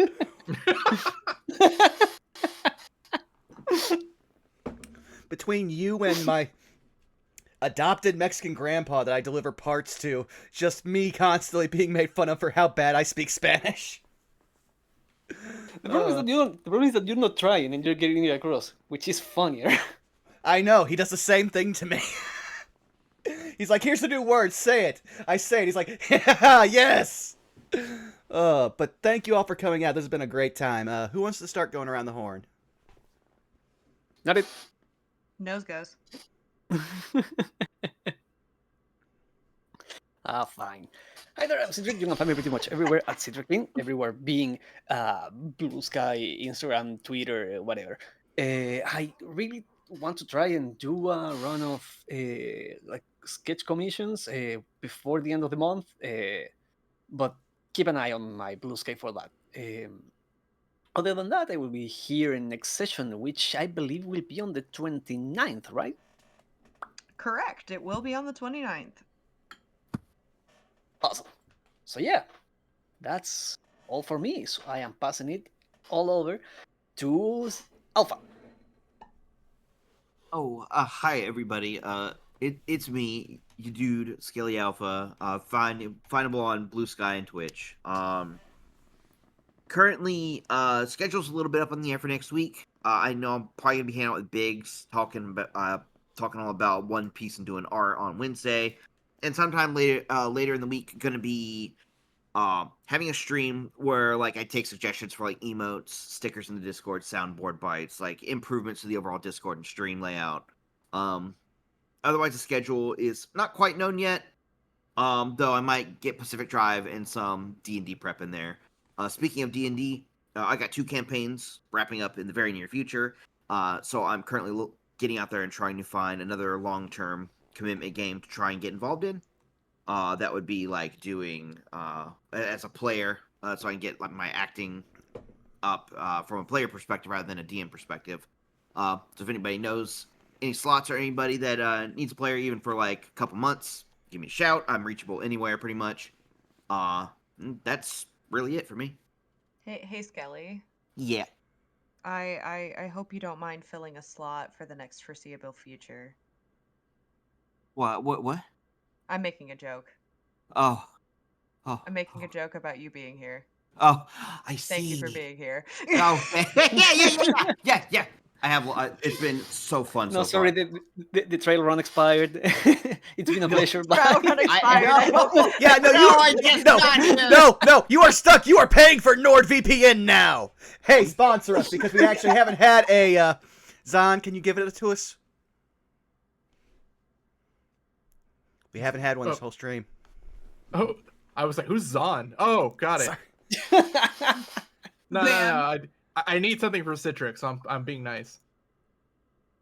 Thank you. I appreciate it. Speaking of, I'll pass it over to Zan's direction then, or Hi, it's Zahn, me. or Zahn, should I say? It's me, Zahn. Zan. Zahn. Or, as only Vaughn can say, Zahn. That's fine. You can have that one. That's just you and me, though. You can catch me over on my Twitch channel, twitch.tv/Xanilescrim, not to be confused with Xanilescrim. Tomorrow at 7 p.m. PST for some more Dungeons & Dragons content. And Tuesday, twitch.tv/Distortion Devil, 2 p.m. PST. More D&D content, because of course, in Vecna Eve of Ruin. Then after that, we'll have, same day, I think it's going to be Halo Infinite Lasso. So if that piques your interest, that'll be there. And then Thursday, twitch.tv/MontyGlue at 7 p.m. PST. We're continuing our run and go through of Dungeon of the Mad Mage. We're really deep into that story. So if that piques your interest, that'll be there. And that's me. So I will toss the rock to Cirrus. It's fine. You can find me all over the internet at TixDixel, where I am unfortunately crossing the streams just a little bit. I mentioned at the beginning of the stream, I did something very, very important in the cosplay world. Important to me, maybe not to anybody else, but to me. And I'm sure that I will be gushing about it, probably at least for the next week or so. Heck yeah. I'm very proud of myself, not to toot my own horn, but to toot my own horn. I'm very, very proud of myself. You have every right to be proud of yourself, too. Hey, brag Hey, as much as you want. Literally 80 hours. Ooh. So proud of myself.